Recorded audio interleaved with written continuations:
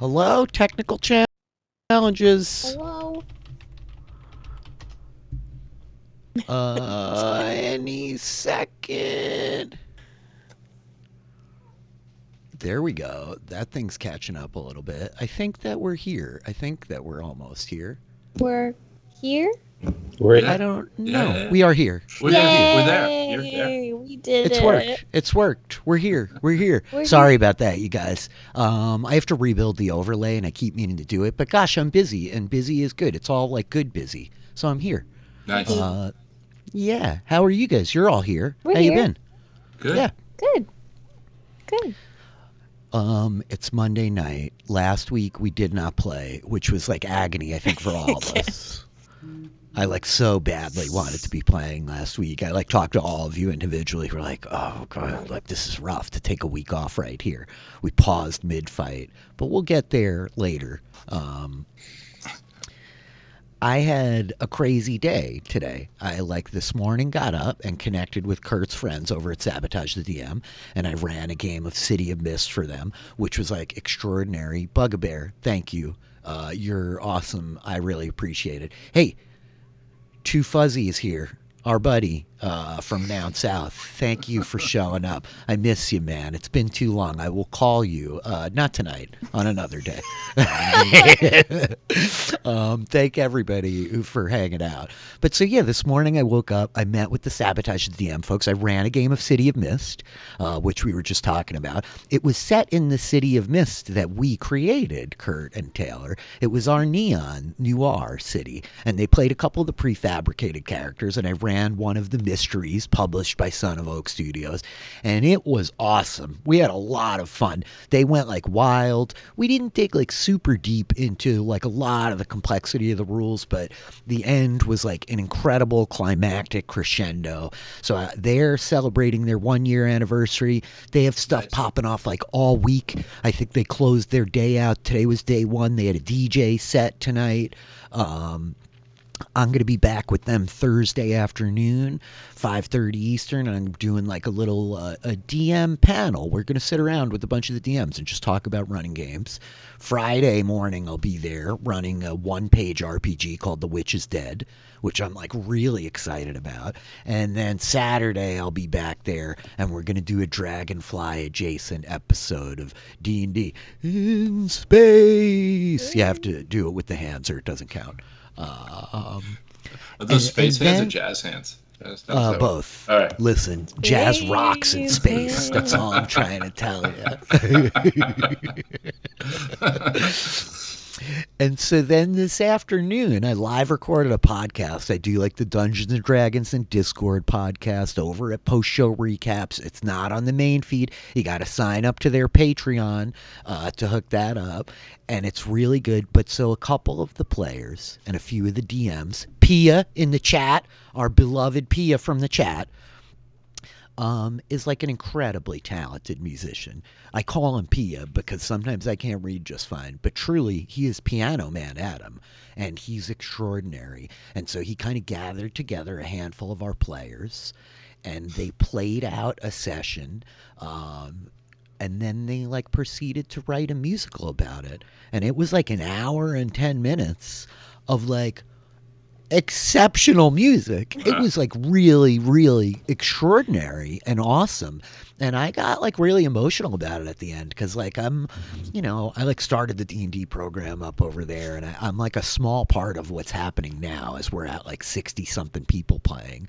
But to see like P is not in the chat today because he's still talking about the musical. That's right, Hard Rock Hope. That's okay. We forgive him. He'll show up. But it was like out of this world how good they were. Taylor, like I know you caught some of it, but like any of you who are out there who are not part of like the Post Show Recaps Patreon, go sign up. Like if you're into me running D&D, you can get that, but just drop $10 to go listen to this musical this month because like it was incredible. It was really incredible and an awesome experience. So I've been on like an RPG bender all day. Here we go, Nice. round 3. I'm ready. Heck yeah. And dare I say, I am most excited for this game. Oh, you tell that to all the players. Yeah. I don't. you tell all I don't. I might have said that to the other group this morning, but whatever. I don't say that to anybody else. I don't. I talk about it a lot with like other folks, but I just want to like take a minute to say it to you guys while you're here because I'm like overflowing with emotions and whatnot after like the great rousing musical power of D&D the musical. Like, you know, you guys are like some of my closest friends in the world, right? And for the most part, like our friendship was like really forged and like bonded, like throwing dice around the table, right? Like Mike and John, we go back forever. Kurt and I, we've like known each other, what, like 5-8 years now, something like that. But we became close the last couple of years playing dice. Taylor, I've known you for a minute, but like we became friends, like playing D&D. And that's where like the magic is, you know. It's like so kind of cool that we're able to build these relationships and bond. And when it came to me like getting back on Twitch, turning the channel on, let's like put this out in the world, like it was hard, but it was really easy for me to be like, hey, would you guys come do this with me? And so, you know, as we're into like month 5 here for me, it's like halfway into May. I got like the 3 shows a week going here. Like I couldn't have gotten here without the 4 of you. So really like thank you for your time and your confidence and like your trust to like show up and do all this shit. I'm saying this so that if I accidentally kill you tonight, there's like a little bit of mercy and compassion. Well, we're Not to get too lovey-feely, you know, but... So, that's my rant. That was a whole lot of me monologuing. What's up with you guys? Are you ready for this? Yeah. Yeah. Hell yeah. I might be. I think we're either gonna be successful or I'm gonna die. I think that's the way I see this going. So Yeah. Maybe both things. I hope not. Yeah. Yes, many people have been very successful and have died, John. is that right? Yep. Sounds I accurate. don't want to die though. Yeah. Happens Hopefully to the best of us. Hopefully there's some time. I was thinking but about that today, John. I was thinking, we didn't rest, and well, it's gonna be fun tonight. Thank goodness that we have an Earth Elemental and we have Angus that just found all the magical items that we could possibly need.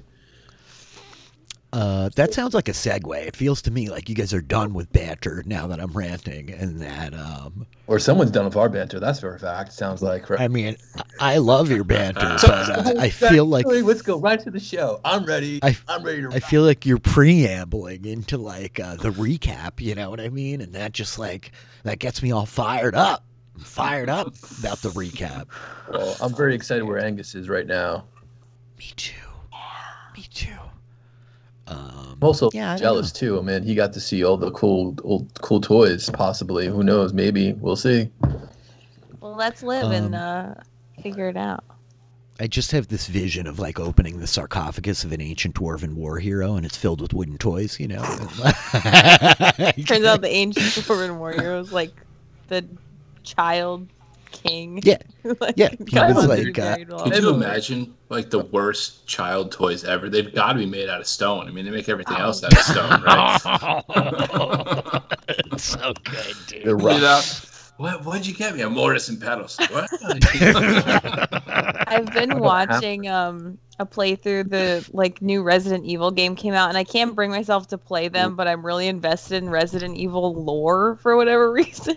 So I've been watching like a playthrough of it, and man, there's some disgusting, just metal and squishy, fleshy, just nasty things. And including like dolls and stuff, which is just horrifying. They have like every piece of like horror in different like levels of the game, and it's just terrible. But anyway, hey, I always ask. I think about like I don't know how many sessions ago. I feel like we've done like 2 sessions, maybe 3 sessions. I don't know how many sessions we've done, but I've always asked. Like, remember when did I ask a Game of Thrones house? Lame question, like which house you guys came from? I think we did. Maybe yes. So I saw her head nod, sort of. So is anyone watching Shadow and Bone? Yes. Oh my God, Taylor! It's on my list. I know I'm sleeping on a lot of things. I really am. You're reading a big book. That's what you're doing right now. So Yeah. I'll let it go. Thank you. I appreciate the leniency. Taylor's reading mad Silmarillion love. right now, so no, it's okay. Yeah, the Silmarillion is about as dense as all 15 books of the Wheel of Time. I love the Silmarillion, and Mike, you put it in my hands when I was but a 13-year-old bare-chinned boy, and it really it floored me. I remember working my way through it on a bus and being like, "This is wild. This is incredible." Taylor's reading the Wheel of Time. Thank you for that. Thank you. I love it. Really? I'm absolutely loving it. So I'm psyched. Shadow and Bone, I crushed a bit of it. I kind of fell asleep to an episode last week. I got to dig back in. I know a couple of my friends are raving about it. Melissa Woodward, who's with us on the Dragonfly game, she loves the books, loves it, and has been really hyping me up about it. Yes, thank you for staying awake indeed, Brenna. Thank you all of you folks who are out there. Really, I love you guys. You're great. I highly recommend The Nevers on HBO. I've been really enjoying Josh Whedon. Okay. Although although he's gotten some bad press lately, though, but yeah, I think he's canceled. But we're allowed to like products. We're allowed to divorce them from their creators. It's a very important part of the creative process. Well, you can like this show and hate me. That's fine. Yeah. Just keep watching it. Yeah, please just tune in, everyone. I like the guy with the crows. The guy that the crows. That was really cool. I enjoyed that. The guy that kind of can take over a crow or a magpie. That was kind of cool. Mm-hmm. Isn't he the king of Westeros? Spoilers. Okay. Anyway, we're here to play D&D, right? Is that the goal? Maybe we're just stalling because we're scared. No, I'm not scared. I'm scared. I'm a not little scared. scared. I should be. If I get hit, I'm instantly dead, so I'm a little scared. We're all dead. That's the gag. We're all instantly dead. That's the funny thing, right? Well, I guess then to the matter at hand. That was mustache twirling. I'm sorry, I don't know how well that carried on the camera. I just want to explain just gesticulating. To the matter at hand. When last we left our heroes, the children of Erkengard, refugees, runaways, fleeing across the Drakencaern Mountains, pursued, dogged even perhaps, by the troops of the Sapphire Legion, Wyvern Riders came for you and fell from the sky. Warg Riders harried you across the mountains. They died and then were restored and actually joined the team.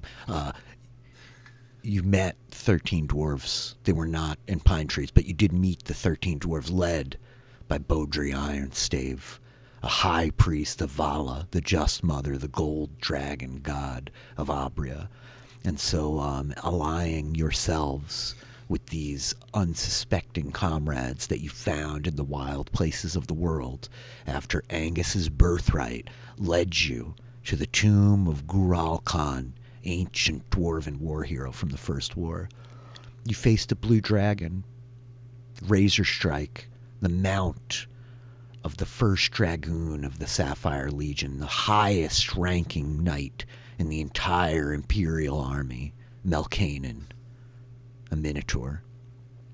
You did not kill the dragon, though you drove it away, and it brought you to the edge of your skills, of your strength, of your tenacity. And so, fleeing the danger outside, you race straight towards an altogether separate danger. And last week, actually 2 weeks ago, you entered the tomb of Gurahl Khan. You found gems, precious gems, necessary for the casting of vital spells. You discovered Melkanen and some of his soldiers working their way into the sarcophagus of Gurahl Khan himself. A plan was being formulated, and Halric said, "F this noise," and shot that SOB right in the side of his hip with the crossbow. And thus chaos ensued. Eerie, Vandrin Silverspark, reaching into a robe of useful items, you ripped out a patch, casting it to the ground where you created a hole in the earth, 15 feet deep, 10 feet wide. Melkanen charged. Angus, circling around back, triggered a trap, an ancient ward to protect this place, summoning an earth elemental whom Crixus Copperstone, priest of Ruldo the Mirthful, enchanted and charmed. And so Crixus turned the elemental to fight on your side.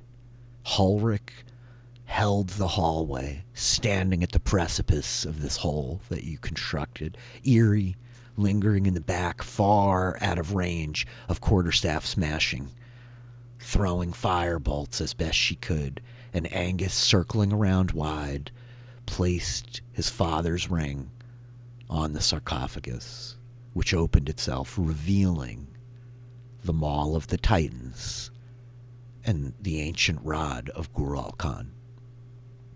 And so, as we pick back up tonight, we are in initiative. Crixus Copperstone is up next. The Earth Elemental closes in. Hulric stands toe-to-toe with the looming Minotaur. And Angus stands over the open sarcophagus of this ancient hero with these two fabled weapons of legend in front of him. I will shift us to the map. I will adjust the map so that the good folks out there can see what is happening. And so I say to you, if you do not have any questions, Crixus Copperstone, it is your turn. You are up. Yes, I do have questions. Okay, ask away. I just want to make sure that all I could see is what I could see on the map. Because I'm looking straight. Can I just... Nope. Yes.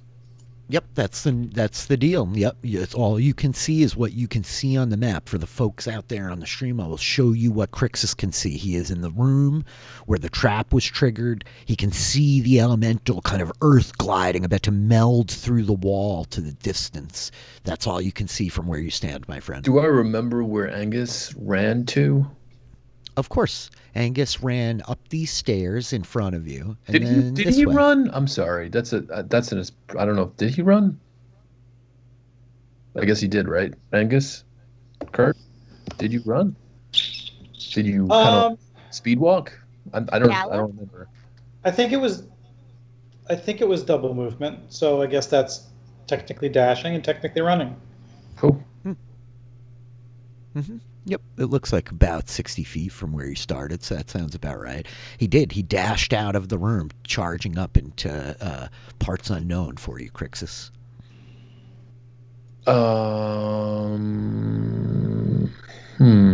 I can see the elemental. So what I'm going to do is I'm going to head in the direction of where Angus took off to. Okay. You, sir, have 30 feet of movement. Unless I could dash in the same direction. Well, I mean, if you would like to move yourself 30 feet and you could see where you're at and assess what you want to do from there. Sure. Is this okay? Yeah, sure is. Now, I guess I have another question. If I just might, am I worried that the elemental is going to attack Hulric? I mean, you have charmed it. It is under your sway, and you may tell me right now what you asked it to do as we're resetting ourselves and the audience. But so you charmed the elemental, and what did you say to it? I wanted him to thrash the Minotaur in armor. Got it.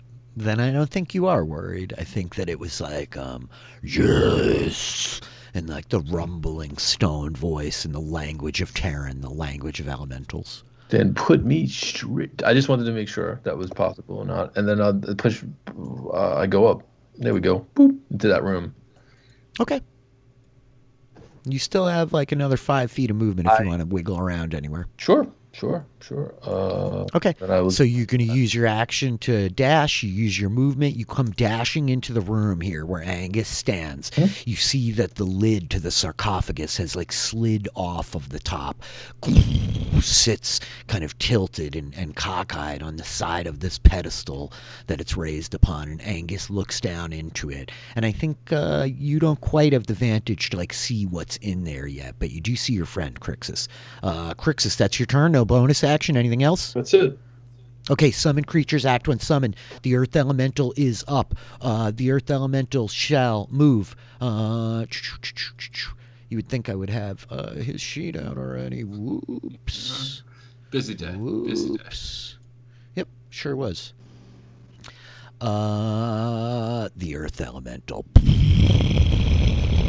I think, comes rumbling up. Unfortunately, you cannot go there because there are people there. But as you stand, Ulrich, in the corner of this hallway, I think you see the wall like ripple as this elemental like emerges out of the side of it, looking down at the minotaur on top of it. And I think you asked it to thrash, so thrash it shall attempt. It will multi-attack Melkane in the first dragoon. 20! Wow. 20! Wow. That's a good That's start. big energy tonight. Big rock energy. Wow, unbelievable. That's a big hit for 29 points of damage. This elemental surges out of the wall next to you, Ulrich, and it's just like blasts Melkane, who like staggers back like, what is this? That's its turn. Got it. Okay. Crixus, that was on your turn. Beaudry Ironstave goes, how hurt are you, Ulrich? You look hurt? No, Not I'm at all, full eh? health. I'm missing 1 hit point. Damn. At this point. Impressive. I don't know how long that'll be. Somebody was looking out for you. Okay, I think that in that case, Beaudry is just going to throw a Sacred Flame at the Minotaur, because what else? Why wouldn't he? Give me one of these. I'm sorry, I'm popping all my sheets out, friends. Beaudry like cries out, and he's like, Vala, burn him! Meanwhile, though, he does have a bonus of +3 on this save. 20. He makes a saving throw, leaping out of the way as you see this like kind of golden radiant fire burn down in between you and the elemental towards that guy. To no avail. Top of the round. I think Beaudry like shoulders up next to you, Eerie, and he's like, we cannot relent, girl. It's us or them. And meanwhile, Lothar, everybody's favorite halfling, Lothar, former soldier of the Sapphire Legion, murdered once, restored once, now a turncoat? I'm not sure. He's going to unload with his bow.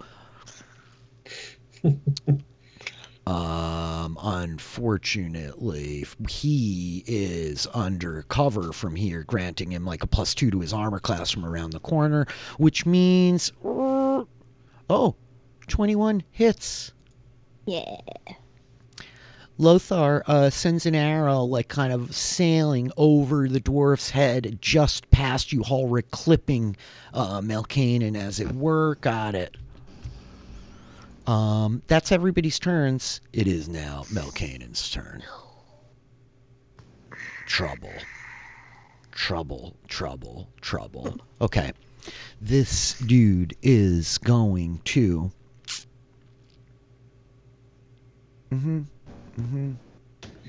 Right. Rich, he hit Melkane? Mhm. I'm sorry, I didn't hear that. Did he? Did Lothar hit Melkane? Yep, he sure did. Oh, okay. Okay. Melkane wheels on the elemental and is going to just try to obliterate it and smite the hell out of it. So 1, 2, 3 attacks. Whoa. Yup, those two hit, and so he will be burning a 3rd level spell to smite on at least one of those, which is going to come down to 37 points of damage as he starts like blasting away at the elemental, stone chips flying everywhere. Ulrich, you are up on 15. All right. Man, I'm gonna hope that the Minotaur is more afraid of the elemental than the kids of Earth. So this I stop doing. And I am going to use my action surge, and I'm going to take 4 attacks. Whoa. And I don't know what kind of what. I said, wow. So I don't know what kind of armor I have, so I'm just going to use the only magical item I have, magical weapon, which is the hand axe of throwing. Okay. So you have a hand axe, and then you have your shield in the other hand? Yeah. Okay, got it. So 19, 26, 26. These hit. No, you know what? He's going to parry on the first one and raise his armor class. He burns his reaction, so only the 26 is hit. You have 2 hits. I now have an ally in combat. Do I have advantage? Is it 3 26s? No, you're not technically flanking because of the position. Like, because of these troops behind him, you just don't have the flank. All right, so I got 2 hits? Mm-hmm. All right. All right, 16. The hand axe, like, cleaving, chop, chop. It rolled damage. Oh, somehow I didn't see it. Weird. 16. It's just lagging in on me. Got it. You, like, lay into him twice, and I think he turns, growling at you, like, you'll die by my hand, dwarf. Great. Great. Distracted by the Earth Elemental that only hit him once. Powerful hit. Ulrich. I scratched him twice. The Earth Elemental hit him once and actually hit him. You know what I mean? Yeah, well, actually, wait a minute. Did the Earth Elemental hit him twice or once? The Earth Elemental hit him both times, one time, both times. Yep. But did you 29, 37 points of damage? Yeah, I did. A lot of damage. Indeed, I did. Yep. There you go. Ulrich, that was your action. That was your action surge. Bonus action, anything else? I think that's all I got, man. Okay. Stay put. Oops, I had the Earth Elemental go on your turn. I don't know why I did that. I think because I thought it was summoned. Summon creatures act when summoned. We're going to keep the Earth Elemental on your turn, Mike. Eerie, you're up on 11. Yeah. I can see him, right? You can see him, but I think that he has partial cover, which gives him +2 to his AC from here. It's kind of annoying for you, I know, but... Can I... Let's try and step... Does that fix that Absolutely. problem? Okay, yes. Sweet. Yes. All right, I'm going to... It seems... I forgot how out of spell slots I was. So we'll try a 1st level Witch Bolt. Oh, nice. This could be clutch. Okay. Go for it. 19. 19 hits. The parry only raised his armor class on that particular attack that Ulrich used. His AC is 18. You hit. Yeah. For 6 points of lightning damage. Meanwhile, you now have this tethered bolt of electricity. Like whips her staff around and like is like holding it there. Wait a minute. Oh no, okay, you're good. Okay. Eerie. That was your action. Bonus action, anything else? No, that's it. Okay, the veterans go. This one in the back. God, this one's like trapped in the hole. The one in the back is going to take a shot at you, Ulrich. Or you know what? No, he's not. He's going to wail into the Earth Elemental. Melkanen, I think, is like, finish this thing! And so this guy wheels with his long sword. He is flanking which is going to give him a 21 and a 12. That's no good. Or is he? He's actually not. So it's just a 21 still. 7 points of damage. Got it. The other guy is trying to climb up out of the hole, but he's really almost got like nowhere to go. Dude, that 8 just turned into a 21. Anyway. You like that? Yeah, that was impressive. Yep. No joke. They're no joke. Okay, cool. That was those guys. He climbs up out of the hole. Angus, you're up on 10. So what does the rod look like? Okay, the rod is it is a long adamantine, like black haft of metal, very similar in make to like Ulrich's hammer that he put together from old Uncle Bez. It has a spiked kind of ball up at the top of it, almost like a morning star, and down the length of the rod are 6 gleaming mithril buttons. Whoa.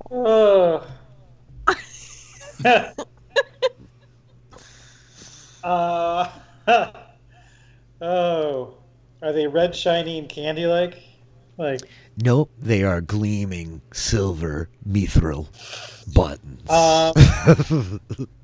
Step 1: take both weapons out. Okay.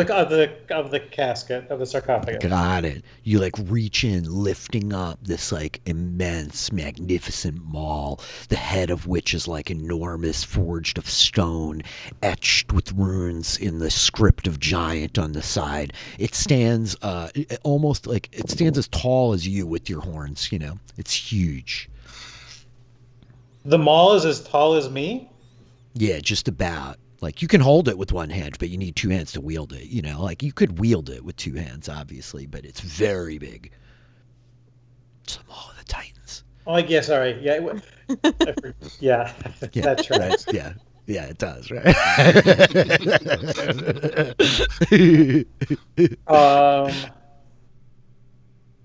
Does Crixus is Crixus proficient with martial weapons? I think this is something that Angus would know.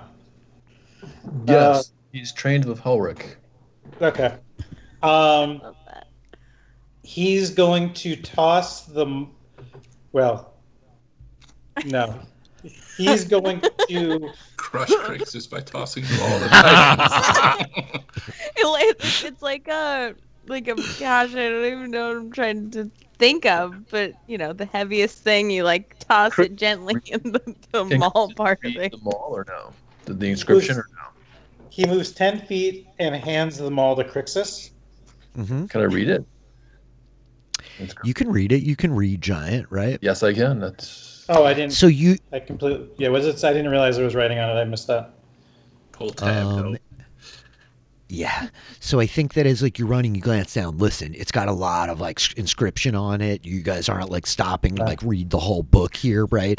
But I think that it says something to the extent of like one part found with the full regalia, and that's like kind of all you're able to pull off of it. Handing it over to Crixus. Okay. Okay. Angus hangs on. How big's the rod? Is the rod also like this? No.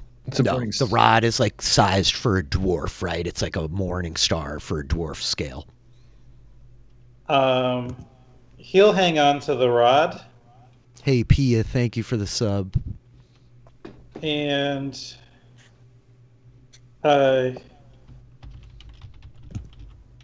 he'll ask Crixus, attacking the Minotaur from behind or going back and joining Ulrich? Attack the Minotaur from behind. He goes 20 feet. Come on. Where'd my mouse go? Ooh. And do I still have movement, or do you kind of count the grabbing and handing off of stuff as movement. Or as an action, sorry. No, that's definitely not an action. You still have an action. Yeah. So I will continue to move. Mm-hmm. Because I see nobody yet. I hear battle coming from the south, I assume? Mm-hmm. You sure do. 10 feet. Somewhere a half giant is very upset that his maul is missing. Not his. Never was. True. I love him. Am I able It's a to different maul. stow the rod? Like, Sure. find a place to shove it? Mm-hmm. I mean, I think so. Yeah. You definitely can stow it. Stow But the rod if you anytime you want to find a place to shove it, you could do that too. Oh my god. 13 years old on the inside. Goodness. You and me Really both. quickly, just checking to see if I have any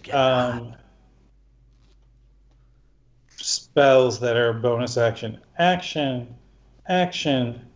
Action. Action. Action. Yeah, now I'm done. Okay. Angus extracts the weaponry, running with the rod in his hand after he hands the maul off to Crixus. Angus, that, sir, was your turn. Crixus, Copperstone, you are up on 8. I follow Angus. Okay, you're gonna dash. Yeah. Okay. You can go ahead and move yourself, right? There's 60 feet. Okay. I think these are more sarcophagi in the room with me, correct? Mm-hmm. They are much less ornate and magnificent looking, They are simple, though, still like well made. You recognize the kind of dwarven craftsmanship, dwarven runes on the top inscriptions, but they are not like the magnificent, ornate kind of thing that was up in the top. They are intact. Mm-hmm. Oh, and I did take my ring back. I'm assuming that was a... Mm-hmm. Okay. Sure. Okay. Beaudry Ironstave is going to go on 3. And so what's my man Beaudry got? He is also highly short on spells. There's not much doing for this guy here. He is holding a beacon of hope. Or no, he's not. He's burned on those. He's burned on these. Ay. Homie is in bad shape. He's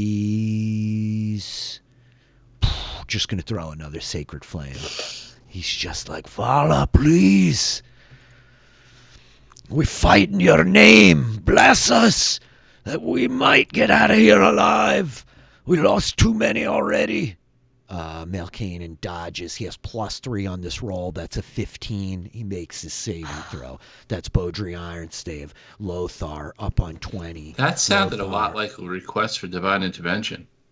It sure did. It would be awesome if he could do that, but unfortunately, as a non-player character, Ew. that is amongst the few player character abilities Beaudry Ironstave did not bring to the table. How about Lothar, though? Lothar is almost a player character. Lothar is like, Eerie, this is madness. This is madness. Pull yourself together. I think the arrow deflects off the elemental, and he's like, "Are we sure that thing is with us? Are we sure that thing is with us? Well, don't oh my shoot god!" it. He's like just pumping arrows down the hallway. They like deflect off the earth elemental and almost hits Ulrich. I think like you give him the glance, you see Lothar like, I'm sorry. And so that's Lothar's turn. Melkanen is up on 19. Melkanen will backwards and spit onto his friend. Yeah, he heals himself for 50 hit points. That's his turn. Ulrich, you're up. Yeah. You see, like, him just, like, reach up and, like, grab the insignia on his breastplate, which is, like, the visage of this, like, ferocious kind of blue dragon. And he growls, like, Virago, give me strength to defeat these curs once and for all. And you see this kind of, like, blue energy radiate all around him. Okay, that was him. Ulrich, you're up. Are we doing the Earth Elemental on its initiative or on Crixus's? Nah, I disregarded my ruling that I made, and we'll just use them on the regular initiative order that he has. Still checking. But good call. Good call. So the Earth Elemental's half in the wall and half out, is that right? Yeah, yep. So I don't know if it speaks common, but I want to, like, point to the ceiling above this enemy and just be like, move there! Like, I don't know. Okay. Yeah, I mean, that's an I'll option. find out on its turn whether it works. I guess You so. know? I I also guess. heard this, one, right? I heard Ulrich call this out, Rich. Sure. Yeah. Okay. All right. I am going to take this opportunity to attack again. Right, like, can you see? Yeah, you can, like, see the Earth Elemental. I think you can, like, hear Ulrich yelling from there. Okay, Ulrich attacking again. With the hand axe of throwing 2 attacks. Mm-hmm. Take Rolag. Yeah, Roll20's feeling it tonight. Yeah. I'm seeking the food court of giants. Of course you are. Of course you are, Kurt.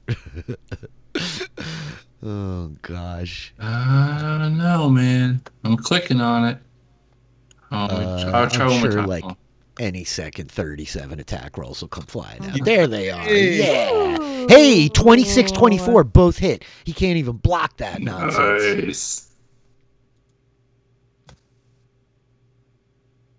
For 17 Nice. of damage. Nice, As you nice. hew into him, like, you see, like, the armor rend a little bit, and then, like, the second, like, chop, like, comes down high on his hip into the gap between the armor. That was pretty awesome. Ulrich, I'm gonna put you right there. The Earth Elemental is up. Is that your turn? Bonus action? Anything That's else? it, man. I'm just waiting to be clobbered.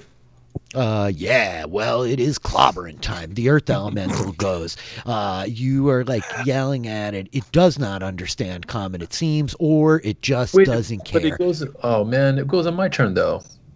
Who's Feb? It should have, but your turn happened and we didn't go, so I put it back on its own initiative order, and it's going to attack. It unloads at Melkane, and 16-17. I think that, like, his Morning Star comes up like bang, bang, and he just, like, deflects both fists, and you could see, like, he's putting force into his attacks, but still, like, this guy is, like, seems like he's just as strong as the Earth Elemental. I'll remind you when your turn comes, Mike, if you want to, like, command it. You're up on 11. Yeah. I guess You have your Witch Bolt. Yeah, I'm just gonna crack the Witch Bolt damage off again. Excellent. The Witch Bolt tethered to Melkane, for another 7 points of lightning damage. And I think that he roars like, fool girl, I am of the storm. I am the first dragoon of the Queen of Storms. Oh, well then take this! And she changes it to fire! Yeah, he doesn't like that. He's like, ah! Curse spell Furion! Eerie, that was your action on 11. Bonus action, movement, anything else? That's it. That's it. I'm sorry. The veterans go. These idiots are just going to continue chopping away at the Earth Elemental. They do not realize that death approaches from behind. Do I even see them, Rich? I don't know. What do you see on your map, sir? Nothing. There you go. Then no. That's the answer. Okay. It's kind of cool like that. 10 points of slashing damage. Reduce the fire. Okay. They're, like, chopping away almost, like, uselessly at the back of this elemental, like, hammering, like, for Virago! Kurt, Angus is up on 10. I'm going to go down here. Oh my. Down, Me, oh down, my. down. Is this a Minotaur? That's the Earth Elemental, isn't it? Mm-hmm. Mm-hmm. Okay, I don't see a Minotaur. Nope. It's a cluster in there. Was that? It's a cluster in there. There's real problems happening. I am going to point the rod at at this guy, the upper right one. Mm-hmm. Mm-hmm. And I'm going to push a button on the rod. My man, Kurt Clark, I love you. I love you, dude. Well, What I want you to do is roll 1d6. Oh, Well, can I just pick which button I push? Yeah, well, you could do that. Which one do you want to push? Was there any writing on the rod? No. Like, is one of the buttons labeled "Do not push this ever"? You know what? I think as you look for the writing on the rod, I think that what you see is around the haft, like the cap at the butt of the handle. I think is capped in mithril, and I think it says Double A. the rod of Gurahl Khan. Yeah, really. Insert 3D batteries. I think it says the rod of Gurahl Khan. So he'll point the rod at the upper right, the northeasternmost veteran, and he'll push button number 3. Healed him for 90 hit points. Yeah, really. That's why I'm pushing it. That's why I'm pointing it at the veteran. Okay, as you you push down onto this mithril button, and I think that this is exciting. I'm sure you guys can see what's happening on the stream here. Okay, I'm not 3. watching the stream. Good, Yeah, excellent. I'm That's not. really helpful. What happens here as you push button number 3, the spiked ball proceeds to it drops down and slides almost down to your hand, and out of the top of the rod a spear tip emerges, making the weapon in fact a reach weapon. You now have 10 feet of reach with this long spear of this rod. Cool. Wow. Well, I guess I can attack. You can attack that guy. Yeah. Like a multi-use tool. What do I Love it. roll? How about this? I will set you up. Give me one instant here, and I'll just put it on your sheet. What I want is The Swiss Army rod. Yeah, right. What I want is actually. Actually, Rich. Crap. I'm not good with this weapon. So. Aren't you proficient in all martial weapons? Yeah, but it's strength based, right? Yes, true, but it's balanced perfectly. You feel the weight of it. It's just so easy for you to you can't use your dex, but you can make an attack with it. It's the last thing in your list of attacks there. I've just added it to your sheet. When in the tomb of Gurahl Khan. You use Gurahl Khan's rod. You grab a hold of Gurahl Khan's rod and grip the shaft and I thrust.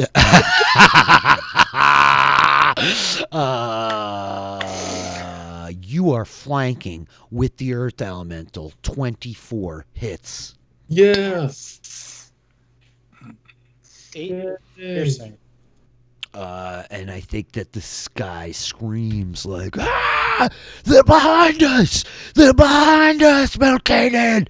And I think that you just hear the Minotaur growl from around the corner. Then kill them!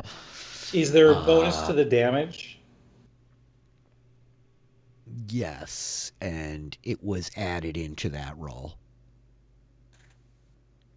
Oh, there it is. Okay. Mm-hmm. So that's your action. You don't get 2 attacks around. That's your action. Do you have a bonus action, Angus? No, no. he's screwed. He can't cross the pit to even attack him. It's sitting there poking This him. is like a real cluster. These freaking guys are not in a good position for this fight, you know.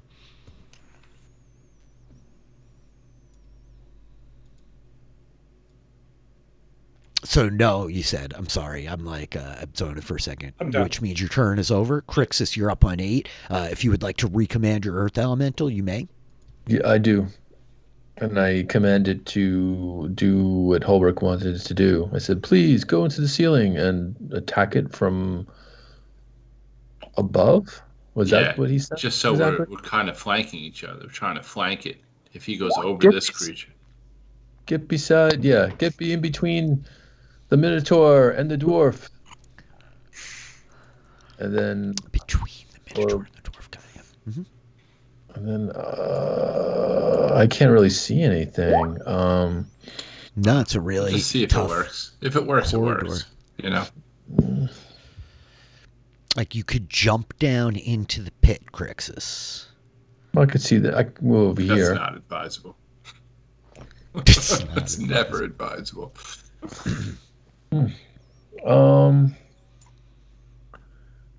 So I see the veteran in front of me, and I'm This going. is another one of the soldiers, right? These two guys. Just a. Is there a possibility of hitting it with the breath weapon from the dragon, the copper scale, or no? Or Yeah. with both those guys, or I don't want to hit the elemental though. Hey, Rich, if the mall is 6.5 feet long, does it have reach? It does not technically have reach yet. Extendo yeah, Mall. what's your breath weapon, Mike? Like, you tell me what the range is. I just need to know what the range is, and I can tell you if it hits. But I think the range is greater than 10 feet. It's the dragon breath. Where do I find that? Oh, this is. Let's just pretend that is it? There we go. It's 15-foot cone. So you definitely can get both of them. That's what I'm doing then.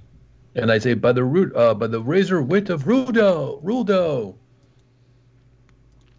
Okay. I think that you're gonna like breathe in here. Go ahead and roll for it. I was hoping not to get the elemental, but I am, right? That's what you're telling me?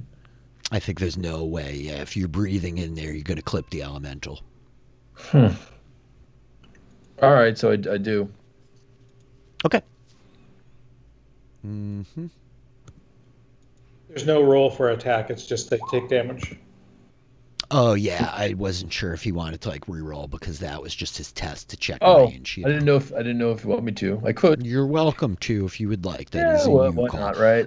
They both make their deck saves. Let me check on this elemental. Oh yeah. He's not very nimble. And what kind of damage is it? It's acid damage. Yes, of course it is. Everybody takes 12 points of acid damage as like we see the scale on your shield glimmer.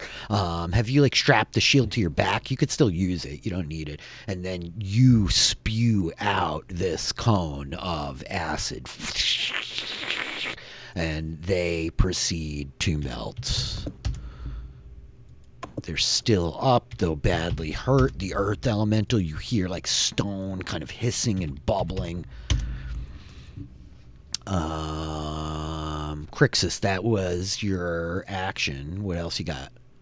Bonus action or anything else? That's pretty much. I can't really see anything besides what I see, so the answer is no. Okay. Kind of stuff. Wait. Can I? Because I didn't really move that much. Can I get a chance to look at the mall more or no? To see anything? Probably not, right?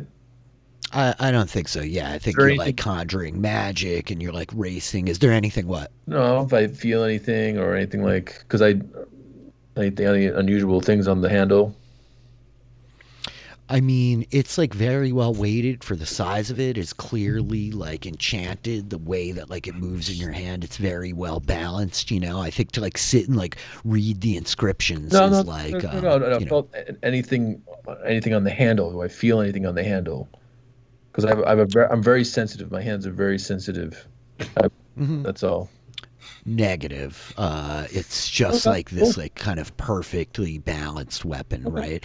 And so to that point, Beaudry Ironstave goes. Beaudry does have this big, like beacon of hope happening around him. What do we got here? Beaudry is like so tapped on spells. Hey, real quick. I know on the map you have like a skull and a yellow.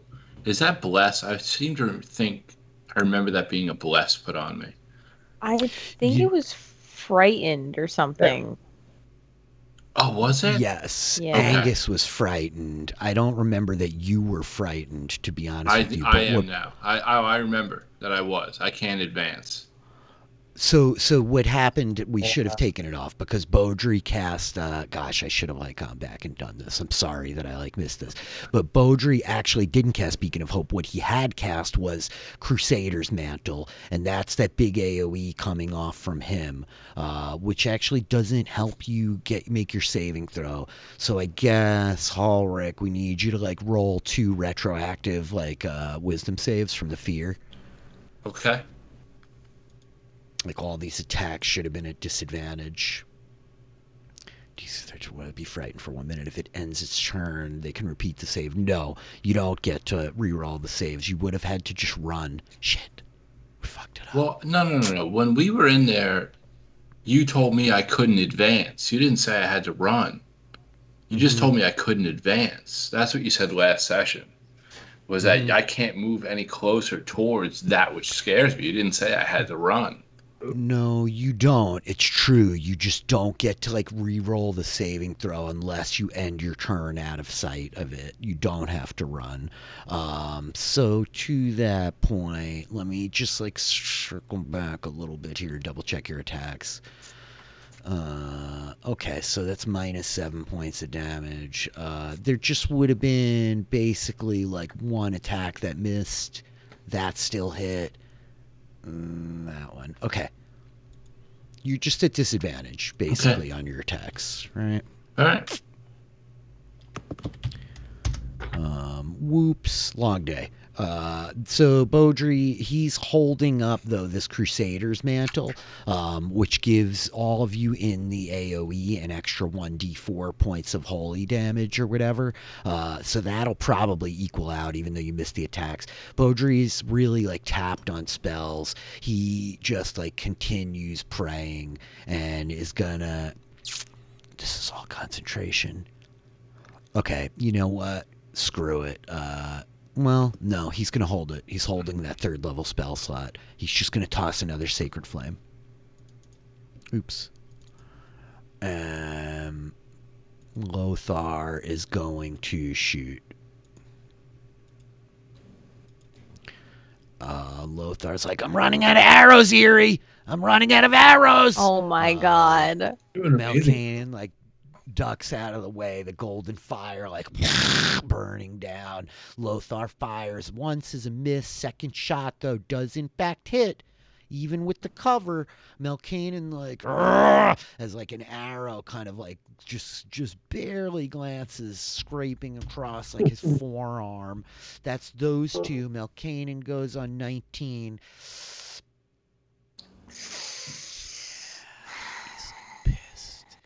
He's going to double around and unload on this freaking Earth Elemental. He needs this thing out of his life so he can kill you. You love that, right? That's 24. Gosh, these rolls suck. That's 1. And he's loser. Yeah, I know. He's going to burn another high-level spell slot for Smite. Yes. So that's going to be 7 and 21 is 28 points of damage. The Earth Elemental, like you hear this like shattering crack run down the middle of it as like Melkane just like smashes it once with the Morning Star. Ulrich, you're up on 15 and you're afraid. All right. So given that I am afraid, if I disengage, is there enough room in this hallway for Melkane to get past the Earth Elemental? I mean, I'm a lot smaller. I mean, if the Earth Elemental blocks the passage, no. You know what I'm saying? No, definitely not. All right. I'm going to roll the dice here and hope that the Earth Elemental slides down, and if he doesn't, then I'll be back here in a minute. So we got 15, 20 feet. Mm-hmm. All right. So I'm going to move. I'm going to disengage. I'm going to move down here. Mm-hmm. I'm out of sight. I can't see him now. And I was hoping I can move closer to the wall. Anyway. And I'm going to re-roll my saving throw. Okay. Wisdom save. Wisdom save. Come on, Ulrich.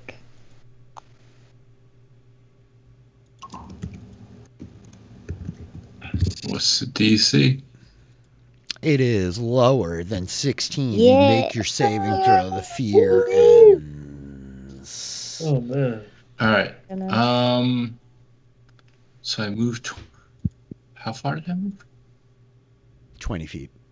You can't move anymore. You make the save at the end of your turn, meaning like your turn's done. You know what I mean? You can't like make the save and then continue moving. All right. Do you know what I'm saying? Yeah.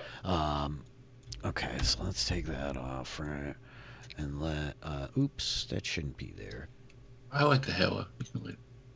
Okay, well, we'll leave it for you then if it makes you feel more powerful. You come like darting behind Beaudry, and Lothar's like, where the hell is he going? Ulrich, that was your turn. The Earth Elemental goes. I think that the Earth Elemental then, here's the problem. It does this. That guy is going to take a swing at it as it moves. Can I? 24 hits. He like cleaves into the back of it. We see a little bit more stone like kind of chip and break off, but the Earth Elemental does block off the hallway. Eerie, you're up on 11. Does he have total cover for me now? Kind of, but the witch bolt is still attached to him. But if he has total cover, it's not. Oh, the Earth Elemental breaks the line of sight then. Yeah. Sorry. Poopy. Jerk. Look what you did, you little jerk. Hey, Sketchy Tony, thanks for stopping in. I can't do anything if I can't see him. Dang it. This is tricky. This is like a really tricky spot you fighting in. I hope, I don't know. I guess.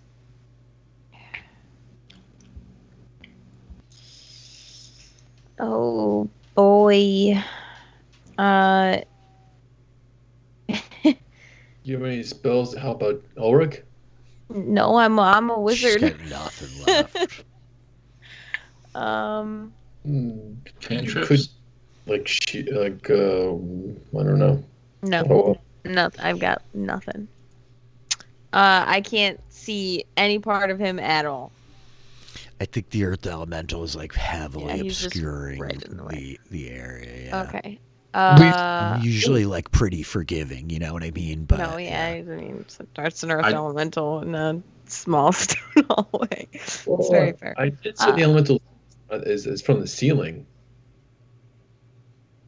You did, and then you also said get between the dwarf and it, and so I had the Earth Elemental block the gap as Ulrich ran away.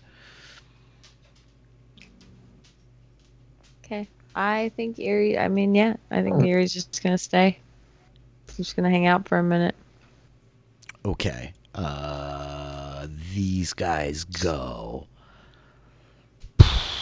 Okay, so this one like turns at you, Angus and Crixus, and I guess he's gonna grab his bow. One of them broke their bow. This one steps in next to Melkanen and is just gonna try to like wail on the elemental a little bit. The second one, actually, he's only got a heavy crossbow. He's gonna shoot it at you, Crixus. He can only take one shot. It's a loading weapon.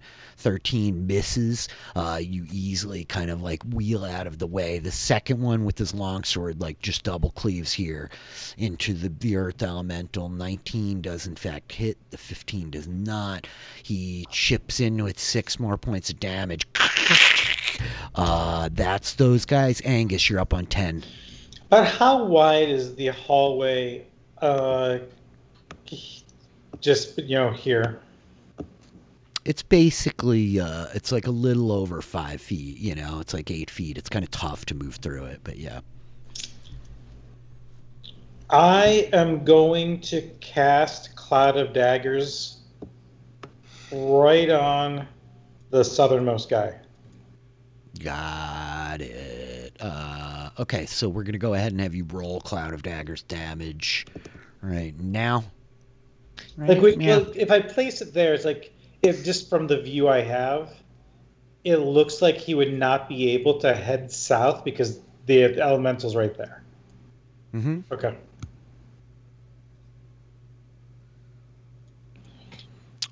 So yeah, go for it. We'll go ahead and roll the damage as the Cloud of Daggers appears on him. No problem. 4d4 or something, right? Yeah, I just checked to see if I had it automatically. Wow, Whoa. 10 points of damage. Like this Cloud of Daggers appears in the hallway and just starts like eviscerating this soldier. And he's like, "They're pressing on, Captain!" And Melkainen's like, "I told you, kill them." Angus. Reminds me of Thanos. Good. Angus, that was your action. Movement bonus action. Anything else? Having seen that they are like firing bows at they're firing bows at us. Angus. This guy in the top corner shot a crossbow. Yep. Angus will step back, like kind of just around the Okay. wall. Okay. Crixus, you're up on 8, sir. I'm going to go for the one that I'm going... I just want to remind you, but your Dragon's Breath is like a concentration spell that's up for a minute. Like, you have that still for another 9 rounds, if that's relevant. I'm confused. I thought it was just you cast it once, so I can cast it again? Yeah, if you look at the spell, the duration is a minute. It's a concentration spell that, like, you hold for a minute, like a sand, So you have technically, like, you're holding concentration. The scale is holding concentration, but it's up for another 9 rounds. Until the spell ends, you can use your action to exhale energy. Oh, so I could do it again. Mm-hmm. But that'll hurt the elemental. I don't want... Well, the elemental has moved. Oh, well then why not then? All right, then I'll just do it again. Like, in other words, if you were to, like, stand here, it wouldn't. If you take a 5-foot step up, like, you get a clean shot on both those guys. All right, so that's what I'll do. Okay. And I'll just do it again, like so. Okay, more acid damage, huh? Oh, they both fail their saves. Crixus again. The spew of acid kind of like erupts down into the hall. We hear like stone kind of hissing and sizzling as it starts to melt away. And yeah, these two both like catch the full brunt of it, unable to kind of dodge or move. The Cloud of Daggers like clanking and hammering against this guy's armor. Crixus, that was your action. You have movement on a bonus action. You do hear Eerie shouting like, "Crixus, I can't see him! I can't see him, Crixus!" I'll ask the elemental to like make a shape, like. Can you open a hole? Hold it yourself so they can look. Make a window! Kane's working Make on a that himself. window! Yeah, really. Eerie, you can make a window. That would actually be wild. Okay, Beaudry Ironstave goes. He's just like, by Vala's grace, I be running out of spells. There's nothing I can do. Burn him. And he casts another Sacred Flame because my man is tapped. And so Melkainen again will roll his deck save with the +3 on it. Yes! 10. He fails. He takes 13 points of radiant damage. Thank God Beaudry Ironstave did something. That was Beaudry Ironstave's turn. Lothar is like, Eerie, I've got less arrows than I did a minute ago. Lothar! Ulrich! What's Ulrich! Lothar shooting at? nothing. The elemental is like completely in his way. He's just like, so he will hold his action to see if he can like get a shot at the earth elemental. Otherwise, he's foobar. Melkanen goes on 19. This one would be really bad. First attack. Oh, that's a big critical one. You suck, Melkanen. I think that. Oh, I think that he's come on. Bang! Yes, that's right. Bang! John. And I That's think right. that Say the it, earth. say it. I think the earth elemental grabs the morning star and is like, no. And throws it over its shoulder. Eerie, I think there's a minute where you're like looking at Lothar's like, I don't have a shot. I don't have a holy sweet mother of the and he like puts himself flat against the wall. It's like the morning star just like cartwheels backwards down the hallway, clattering off walls, like bouncing away. This is bad. Wait. Bugbear just brought up a great point. I think I have a window in my robe. That's what I just was saying. Yeah, I know. And so Melkanen is going to make his last attack with his horns. Ooh. Because he is a minotaur, so at least you can't drop those. I just got to tweak this 1 second. 20, Mike says.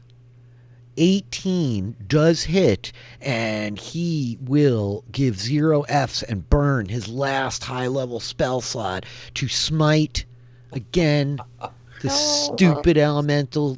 He's like, I hate rocks. As the horn like hooks in, that's 19 and 9, that's 28 points of damage. The elemental breaks and collapses into a pile of rubble on the ground. And I think Melkanen like stares down the hall at you, Eerie, like, where's your dwarf? Very well. We'll start with the small one first. No. That's his turn. Hallrick, you're up on 15.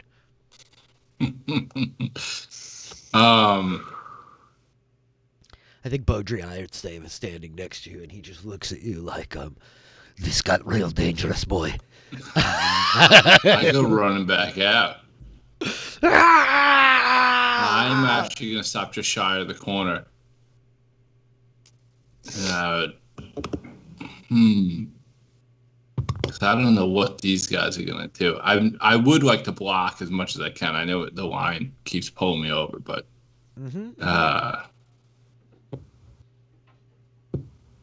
I just look at him and go, this is the point you shall never pass. And I just stand ready. I'm going to dodge again. You're going to take the dodge action. Yeah. Hallrick comes racing up, the shield in front of him, like the axe, like cocked behind him, arm poised, and you take the dodge action. All attacks against you will be at disadvantage this round. Hallrick, that's your turn. Eerie, you do not need to use your window. There's a pile of rubble at Hallrick's feet of the broken earth elemental shattered in like less than 20 seconds by the force of this guy. What would you like to do? I will cast Witch Bolt again. And this time, radiant damage. Oh, radiant damage. I know. I wish it would have been a 22. That's really unfortunate. 21 absolutely hits. He cannot parry that. Go ahead and roll damage. Oh man, this is like really the worst, Taylor. You do 1 point of damage on that not critical 20. I'm really sorry. You are doing radiant damage to him. Oops, actually, I'm going the other way. Yeah. The tether like hits him. This like white flaring light lancing off the end of your staff, Eerie. That's your action. These guys go on 10. Kurt, roll Cloud of Daggers damage on this fool. The original guy? Yeah. He doesn't actually take damage until he starts his turn in there, so the 10 was actually what he gets now. We've like been through it though. It's like when they move into it or start their turn, right. And so if you drop it on him, we've been saying like that applies the first time. So you can roll damage now because he started his turn here. It's cool. We've like litigated this a few times. I'm comfortable with the double damage. I'm not. It's another 10 points because it's like both things. If you like walk into it, you take it, right? Like it's hard. Right. Just the spell is written. It's like he doesn't take damage until his turn. But he's getting shredded in really bad shape. He takes a step forward in behind Melkanen, like bleeding badly, and he's like, "Captain, what do I do?" And like he like can't get past Melkanen to kind of get to you, Ulrich. I think actually Melkanen's like, "Fuck that," and grabs him and like pulls him in front and shoves him at you, Ulrich. And he's like, "Kill him!" And so yeah, the veteran will like attack you with his longsword. At disadvantage, 12 and 20. 20 hits. Okay. For 4 points of slashing damage, Ulrich. All right. The other one has reloaded his crossbow. He's going to just like, he's got his back pressed into the corner. He takes another shot at you. Crixus, 20. Does that hit? I believe, yeah. Okay, you take 9 points of piercing damage. It's like point blank. He puts this heavy crossbow bolt right into your chest. Yeah, it's getting dramatic out here, Brenna. That's those guys' turns. Angus, you are up on 10. Angus is going to move. He's going to attempt to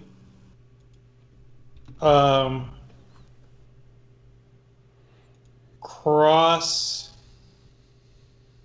Is the other guy just kind of pinned in the upper right corner? Mm-hmm. Is there room for Angus to be between him and the pit? Not really. The map is a little bit wonky. There's kind of not. You could jump into the pit and stab him from down. No, you couldn't because it's only 10-foot reach.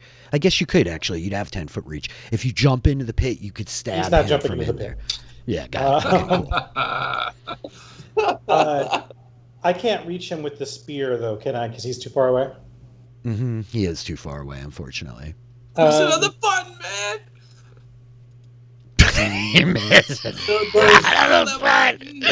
What a cluster this freaking map is, man. Golly. Angus is going to... I would have lined up this one particular corridor much better if I knew the whole fight was going to be like right in here. You know what I mean? But what are you going to do? Yeah, who's thinking that, right? Angus is going to... Best case scenario. Drop the rod in his shield. Mm-hmm. Move here. Fire his longbow at the veteran. Okay, go for it.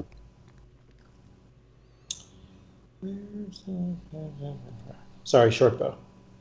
Mm-hmm. Brutal. That's a critical one. I think that like you shoot and like Crixus like moves a little bit and bumps the bow, and the arrow is like crack, just smashes off the wall to no avail. To be exact, my tail bumps your bow a little bit. Sorry. Yep. The tail has a mind of its own. Oh no! Angus is going to move back, and that's his turn.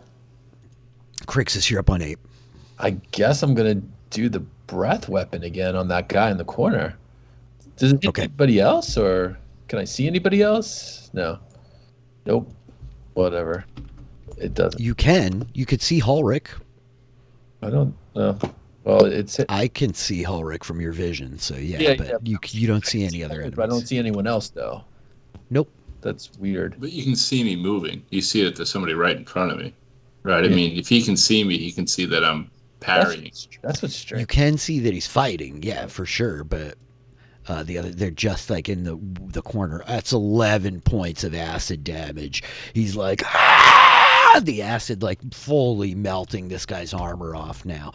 He's like in bad shape. I go behind the corner. I move to like so I get cover behind that corner, so that guy can't shoot me with a heavy crossbow again. Yep, that's great. Beaudry Ironstave goes. He proceeds to, this poor freaking dwarf one more time. He's just like crying for Vala, like, please, mother, help us, save us, protect these children. We've been through so much. Where am I? Where is Beaudry? Here we go. Sacred Flame. Mm-hmm. Mm-hmm. Mm-hmm. And then Lothar.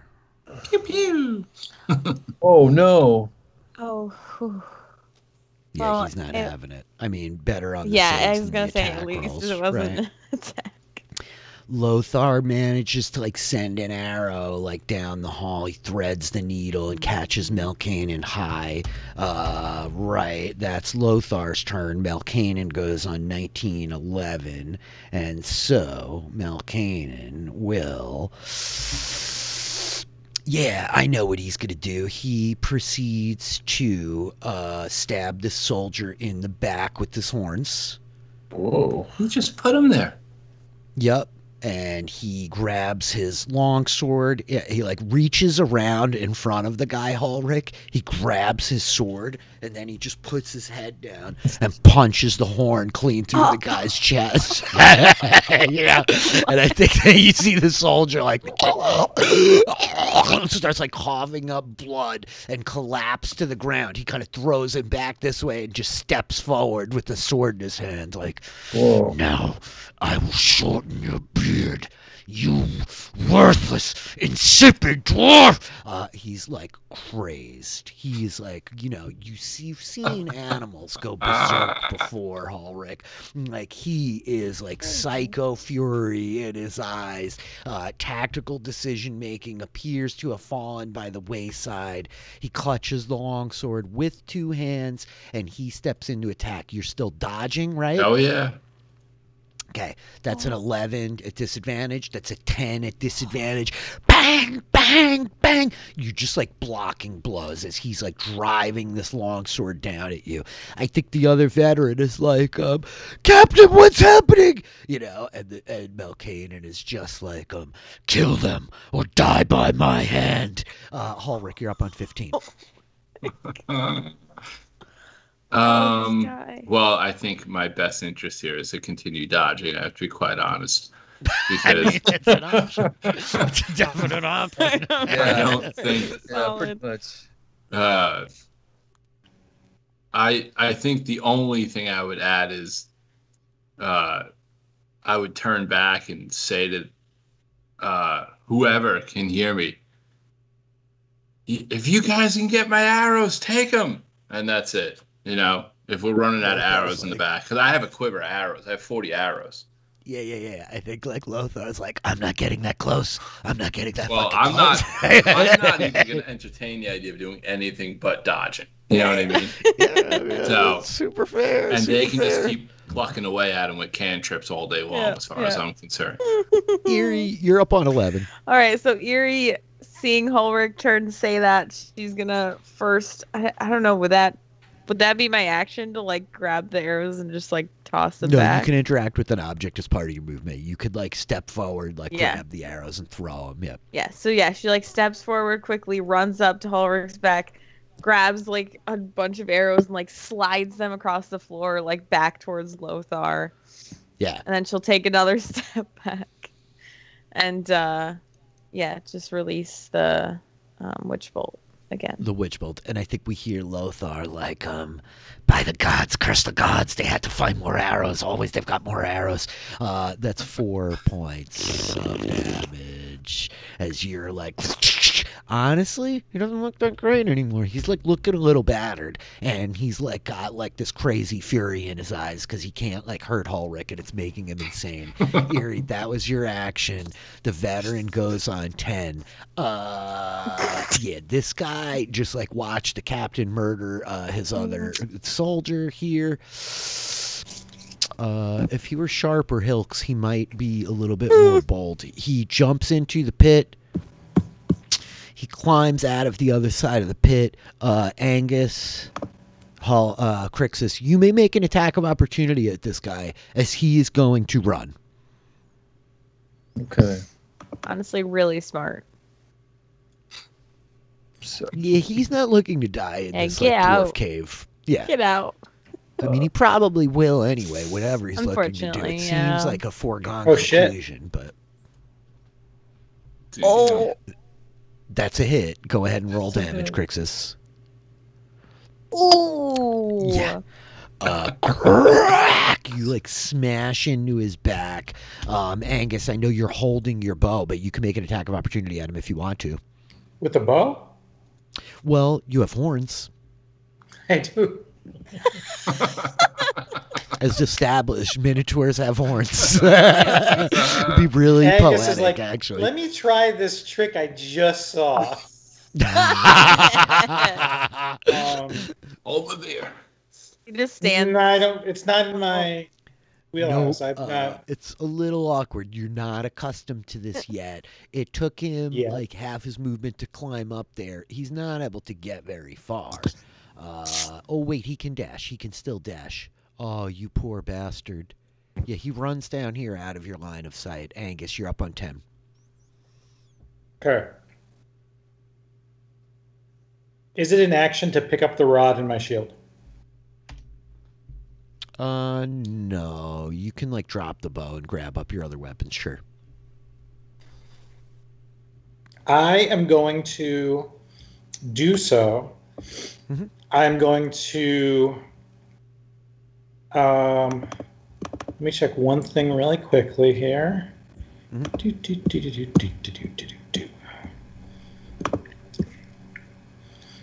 going to cancel the Cloud of Daggers.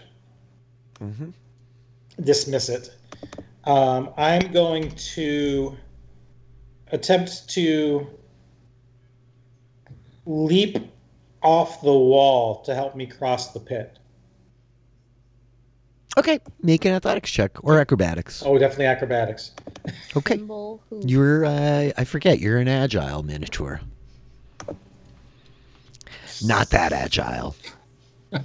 As you leap off the wall, and I think one of your hooves like catches on some of like the acid melted stone, and you fall into the pit, though you don't take the worst fall. I think you like kind of hit the wall and like drag yourself down, and you scrape your arms a little bit for 1 point of damage. Can I use the rest of my movement to climb out? Yeah. I thought you were going to save the blood to use on the ring. That's the beginning of next session. You climb up to the edge, or and like are standing up here in the corner of this hall, like looking down. That is your movement.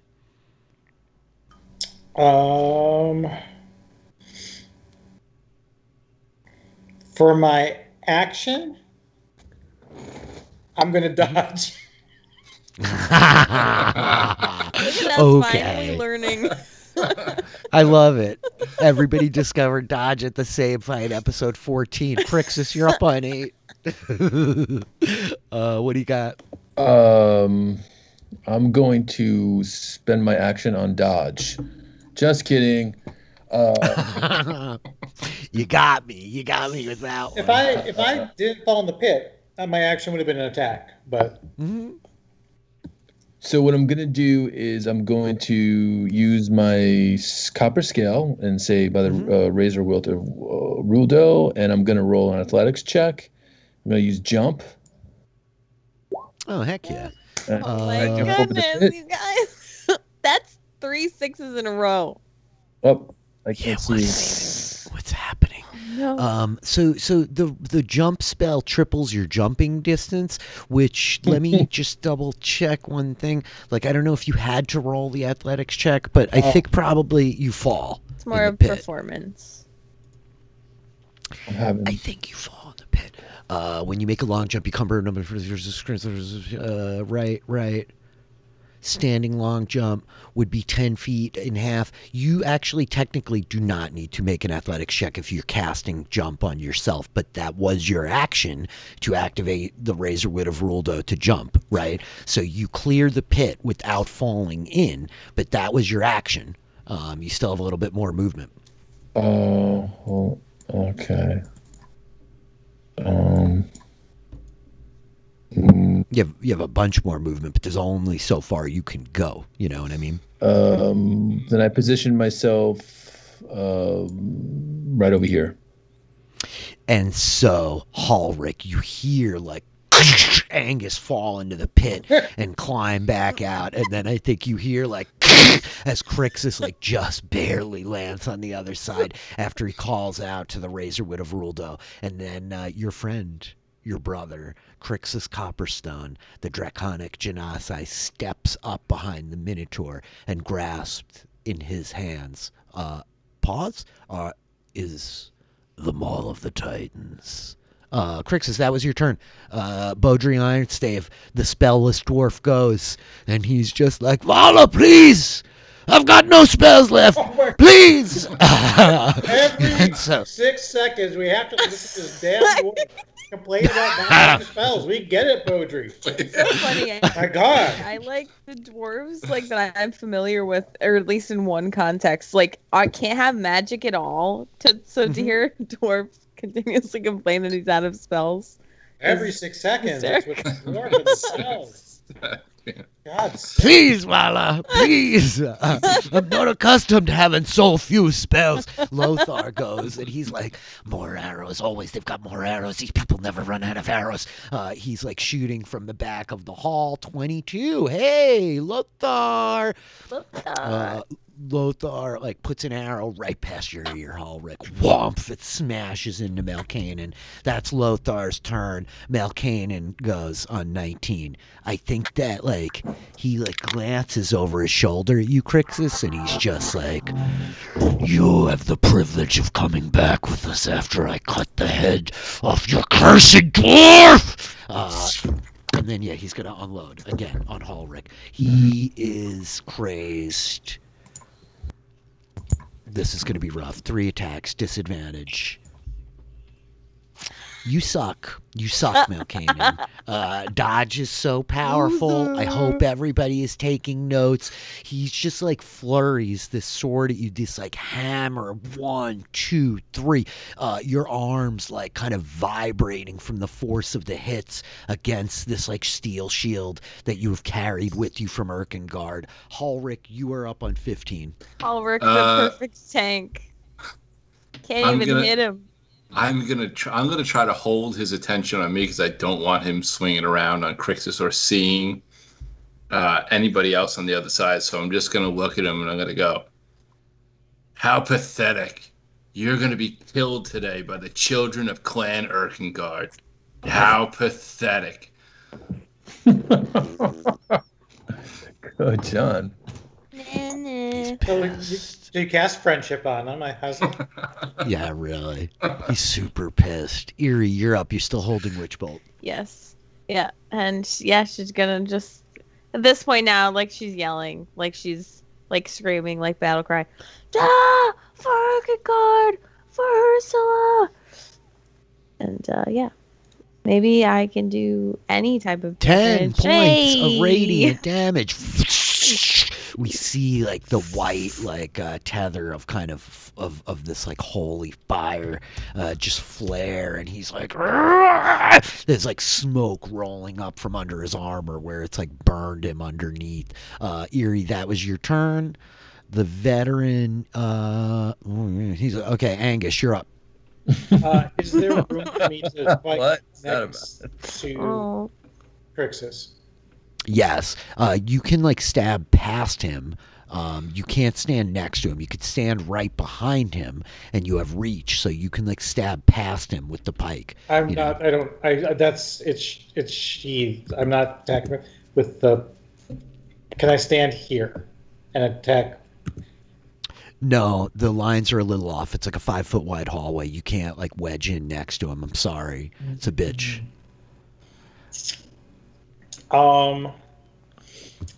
Then. Excuse me. Sorry. No problem. Angus will fire his bow. Okay, go for it.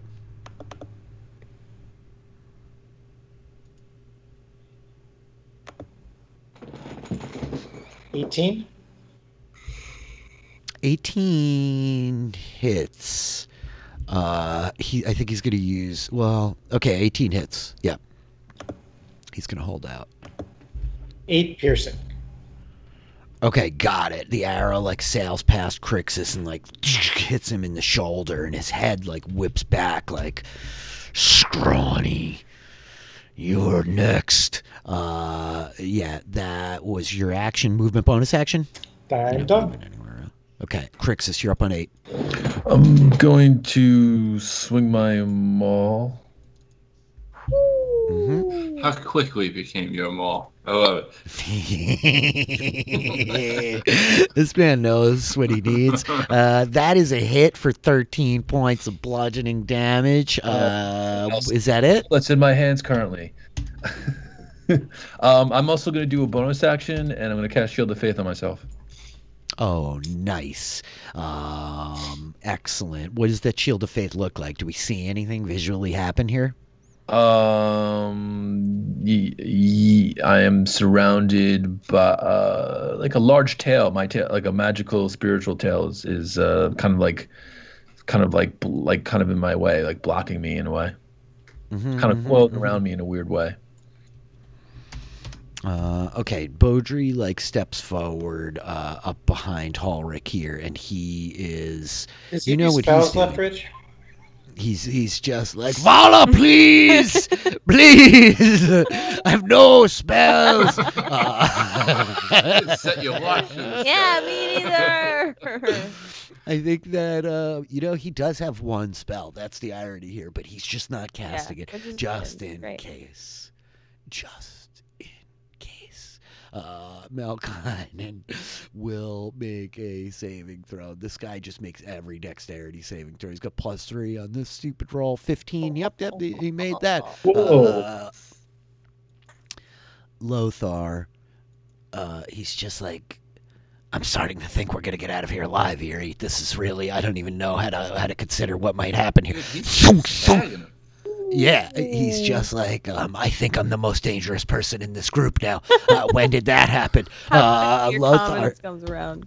Hey, listen, he's a badass. The arrow's like sailing past the two dwarves to hammer into like the towering minotaur on the end of the hall. That's Lothar's turn.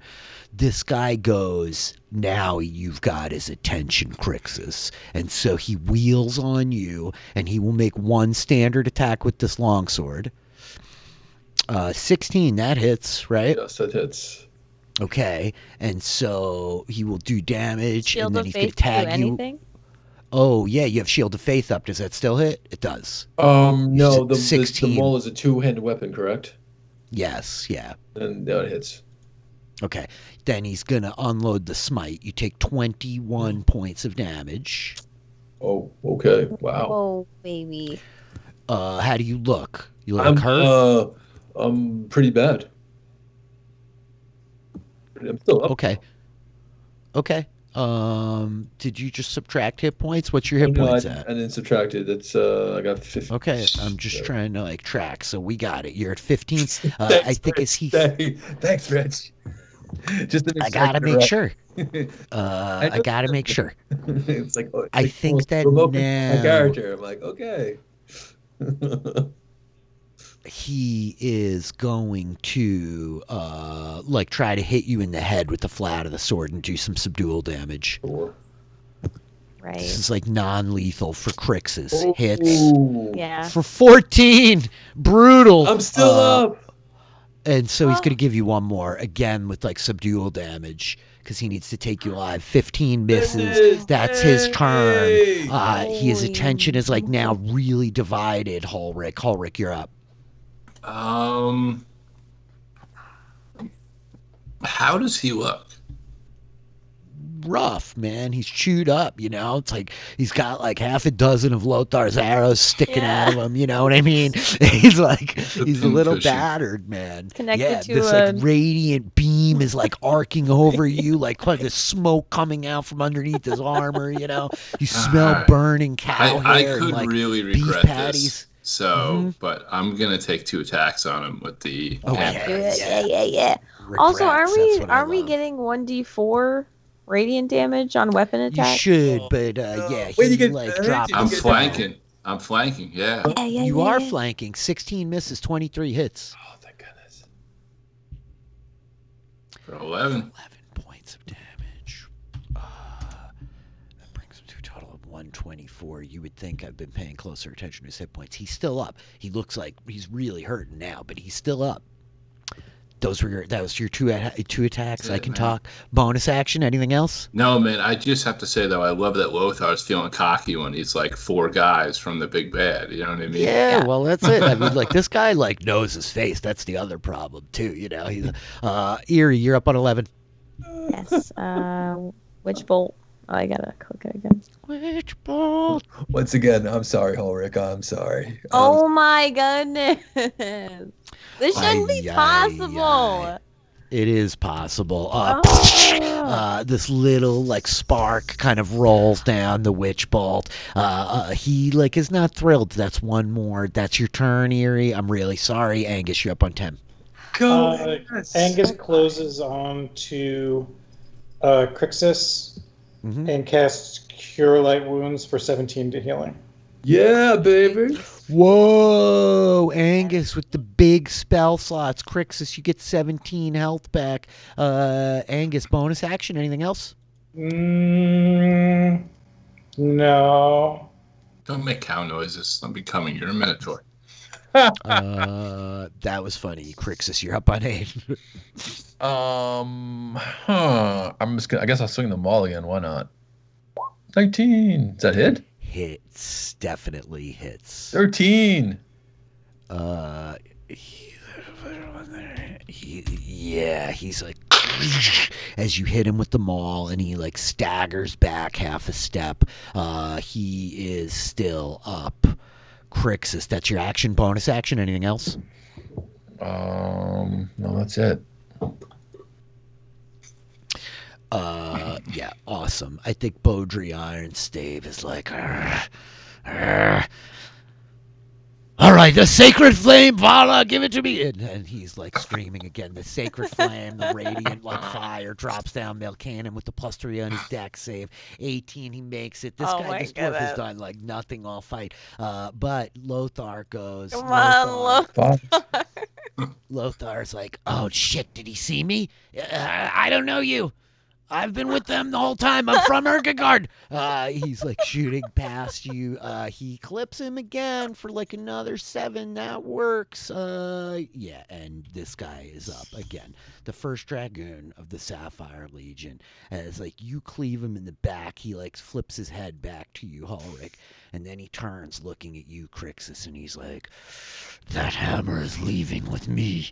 And yeah, he's gonna like take a shot at you again with his long sword.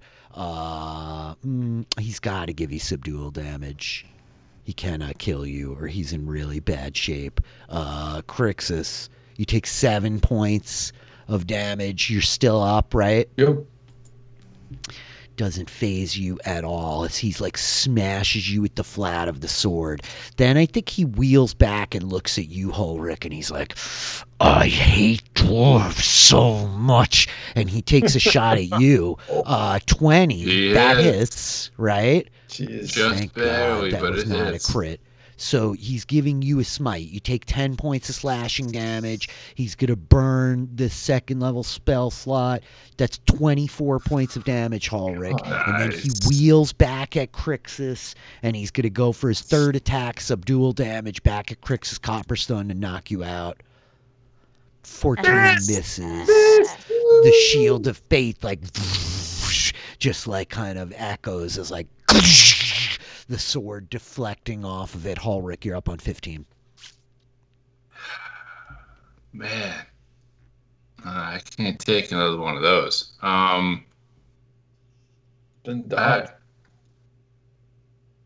I think you hear Beaudry. Do it.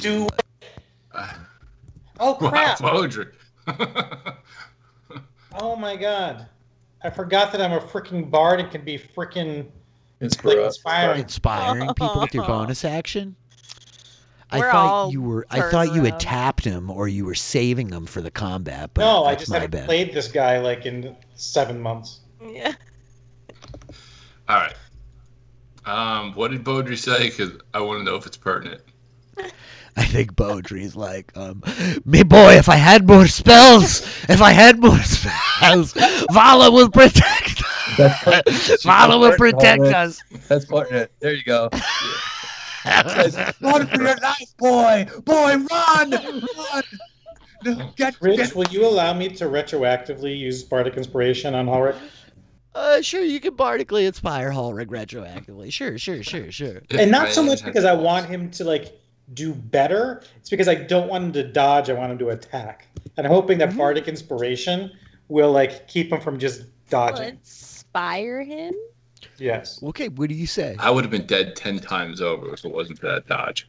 Yeah. Correct. Oh no, I'm not questioning your previous use of it. I'm questioning the fact that you're considering it now. Saying now is we're by not the time field to goal. dodge. So what do you say? What do you say there, Angus? Don't fucking dodge. Angus. Don't just- fucking dodge, Ulrich. Right here. It's just so Kinda touching. So deep.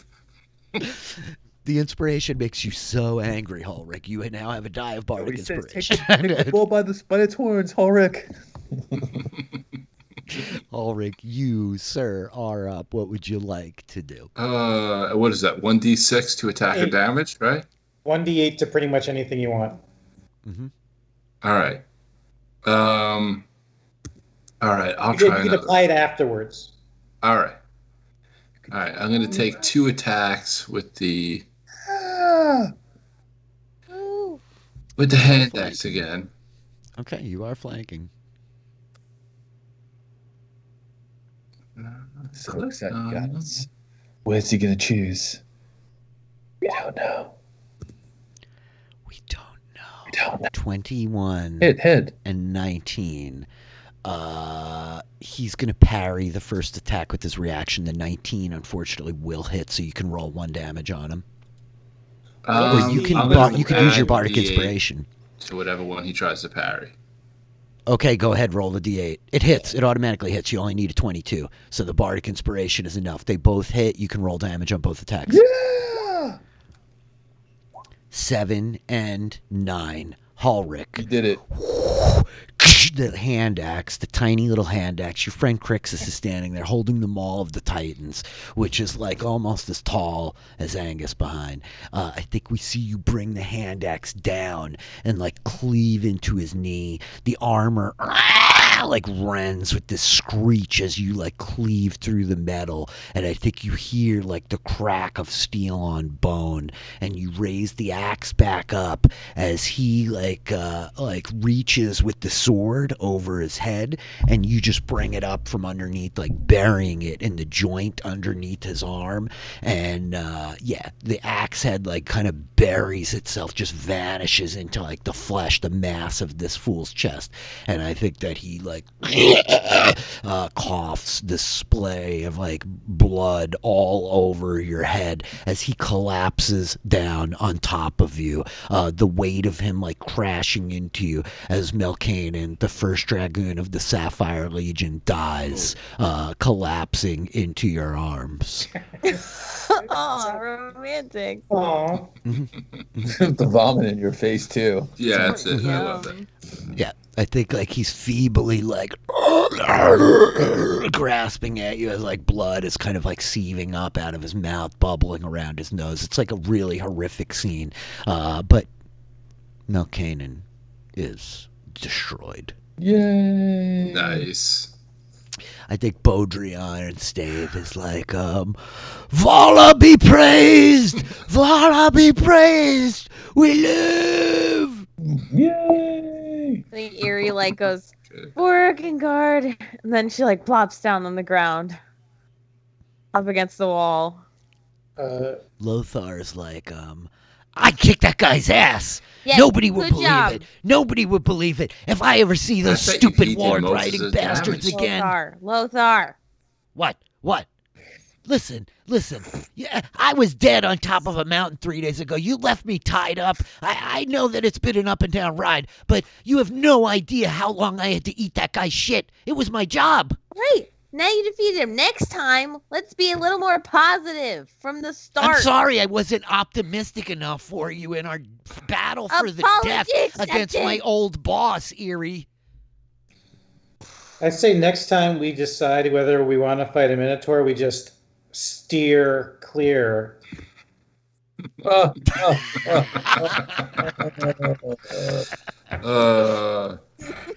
And Angus goes up to Ulrich and pulls the Minotaur off him. That's gracious of you.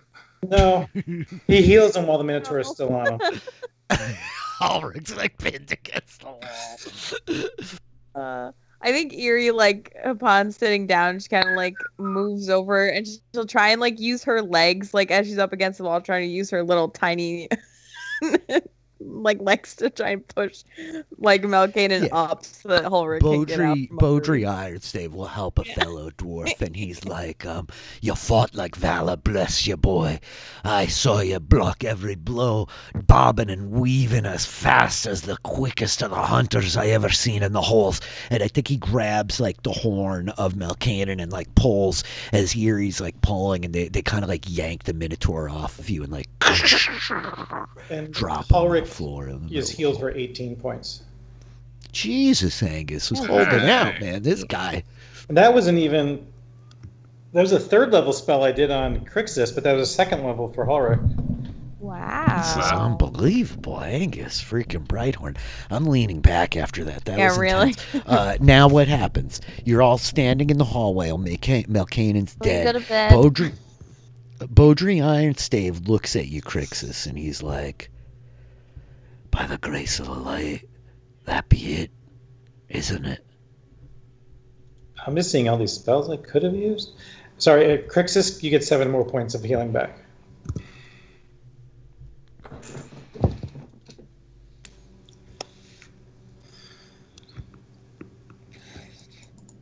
So what's on the? So what does this mall say?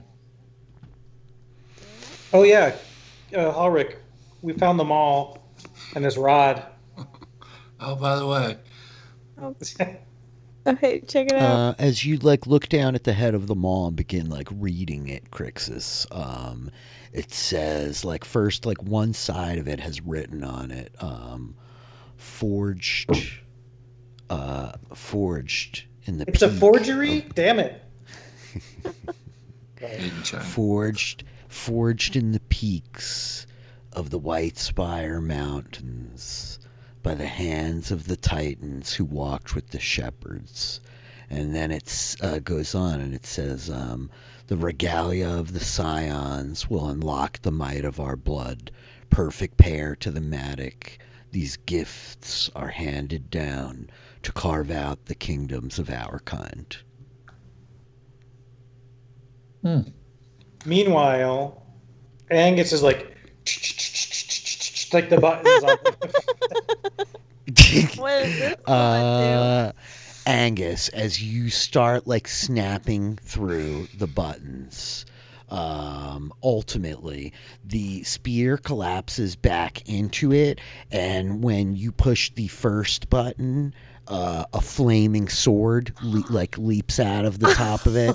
When you push the second button, the flaming sword collapses and 2 huge like crescent silver mithril axe blades like collapse out of the side. You push the third button, the axe blades go in, it turns back into a pike. When you push the fourth button, the entirety of the pole extends to its full, like, 30-foot length. It smashes itself down into the ground, and hooks jut out of the base of it, while the rest of the pole races its way to the ceiling, where it smashes into the stone, and then handles come out the side, creating a ladder all the way up to the ceiling, okay?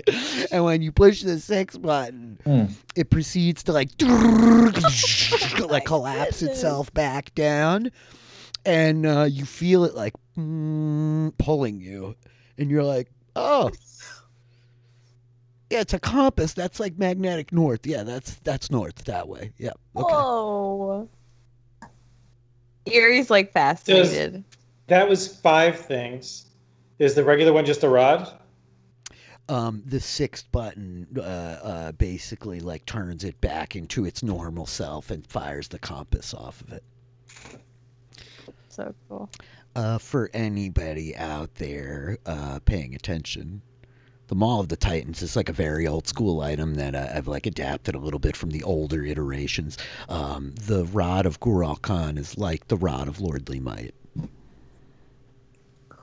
Well, So I'm just gonna look around and look at Beaudry and look at everybody and be like, I think it's time we pay our respects and seal that back up.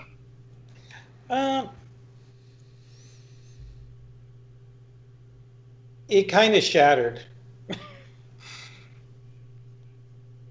Didn't the lid shattered into a bunch of pieces, right, Rich? It didn't just like slide off or something. I don't think it did shatter. I thought it like slid off and was leaning there. We'll have to double check. Oh. We'll pick it up next time, right there. But yeah, go ahead, Mike. Jump in real quickly. Yeah, please. So the inscription kind of says that there's another piece to this Maul of the Titans. Like three other pieces. Huh? Yeah. It said that I'll give it to you here one more time. Hang on. This time. It said the regalia of the Scions unlock the might of our blood. Perfect pair to the Matic. These gifts are tools handed down to carve the kingdoms of our kind. So part of the regalia. More secrets must be revealed, I think, with time and conversation. Likely your academic-minded friend or the lore master here with you might be able to know or reveal more. Or perhaps even Beaudry Ironstave. I walk over to Ulrich and give him the Maul. This is a tool of your ancestors. Or a weapon of your ancestors. You should probably use it. I think he's kind of taken aback. I mean. All right, forget it. I'll take it then. You said take it back, right? Oh, you said you take it back. Oh, all right. I said, here, it's a little big for me anyway. It's twice as tall as Ulrich. If it's twice as tall as... Oh, that's pretty... Oops. All right. I guess I'll hold on to it. It's nice, but I don't think I can realistically swing this in combat. Right, Rich? I mean, it's twice as tall as me. It's got to be twice as tall as me. Yeah, and I think that Beaudry Ironstave is like, but boy, you would not be the first dwarf to swing such a thing in the battle. Gurahl Khan wielded this weapon against the black drakes and the red that came up over the mountains, and it finally was the blues which took him, laid him low, and landed him up here. All right. I'll give you a good home. Discuss. Yeah. He says, I think you're of a sound mind. I'll pay my respects to the old king who lies here.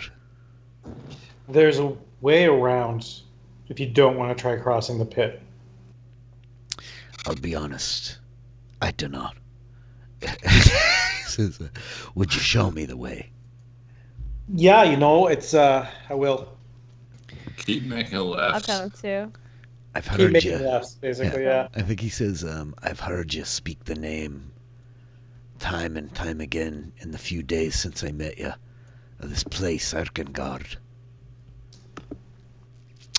It's clear it was your home. It's gone now. I do not know that I'll ever make it back to mine. Me and me lot, we left with no hope to ever see it again.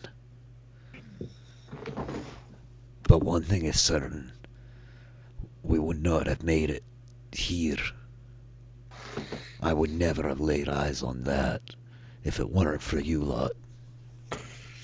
And Lothar's like, is he counting me? I think he asks you, you're like, Yeah, probably. Probably. What confidence? Okay. Hey, Rich? I mean, in game, I mean, I think Lothar did consistently the most damage round over round. Lothar did a lot of damage. Yeah, we can double check the DM Philly stat team after this episode. The elemental. Get the audit going. What were you going to say, Kurt? There's a veteran who got away. Mm-hmm. We have dwarves between him and the entrance, though, correct? Yes, the dwarves are sealing the entrance. You left the dwarves to use the rubble to lock you in so that, like, Melkanen could not get out in case he killed you, and so that the dragon can't just, like, come in here, you know? So, yes, both those things are true. But I think that, like, Beaudry Ironstave is like, I lost many before I made it to these passes. And I've lost some since we got here. Are you still talking about spells, or is this about dwarves this time? No, I'm talking about dwarves. He says, I do not know what your path is next, but I would speak with you on it before you go. Yeah. Can I check with my ring to see what it says? Yeah. I think you take the ring, and there's blood all over the place. You've been bleeding a little bit, right? You got hit a couple times? Or not even really. You were just dancing around in the back. You're like totally I fell fine. into a pit, but I think that's more bludgeoning. So, yeah, you had like a scrape on your arm, right? And it was mostly bludgeoning. I'm fine cutting myself. I want this to be pure, and I don't want it to be by chance. So, from my max of 42 hit points, I'm now at 39. Oh, well. Wow, fancy. I think that we see Angus, like, cut his finger and he dripped the blood into the interior of the ring, right? And, you know, the concentric rings, like, begin to fold out and begin kind of spinning and levitate up off of your hand. And I think that, like, we see your hand, the, like, soft fur covering it, the ring, like, spinning above it. And the camera, like, zooms right down in. And we cut to black, and that's where we will leave our adventurers today. It's like the 5 of you. 6, how could I forget Lothar? Stand in the central chamber in front of, like, the sarcophagus of Gurahl Khan. Yep. And that's where I think Lothar is pretty solid at this point. Yeah. And I think good to go. I'm assuming we also have taken the time to, at some point, loot the body. Yep. Bodies. I mean, it sounded like you just walked away, but, like, we can come back next time and, like, there can be body looting and resting and all that good stuff. I think we'll pick up. I just went back to the map and suddenly my icon was someplace different, so I got moved. Mm-hmm. I would have stayed and looted the body. Because Beaudry was like, show me the way, and you were like, oh, sure. So I moved. No, then we were like, just keep taking lefts and you'll get there. Oh, okay, sure. You go this way and then that way. Yeah, I want Melkanen's skull. Well, you're not going to get that off easy with the giant hammer. So that was a pretty good fight, you guys. It was a little touch and go there. The dodging was like really difficult for me to manage. He did a really good job. He threw one big heel down. Beaudry Ironstave, very useless. Lothar, badass. Yeah, I don't know what to say. Yeah.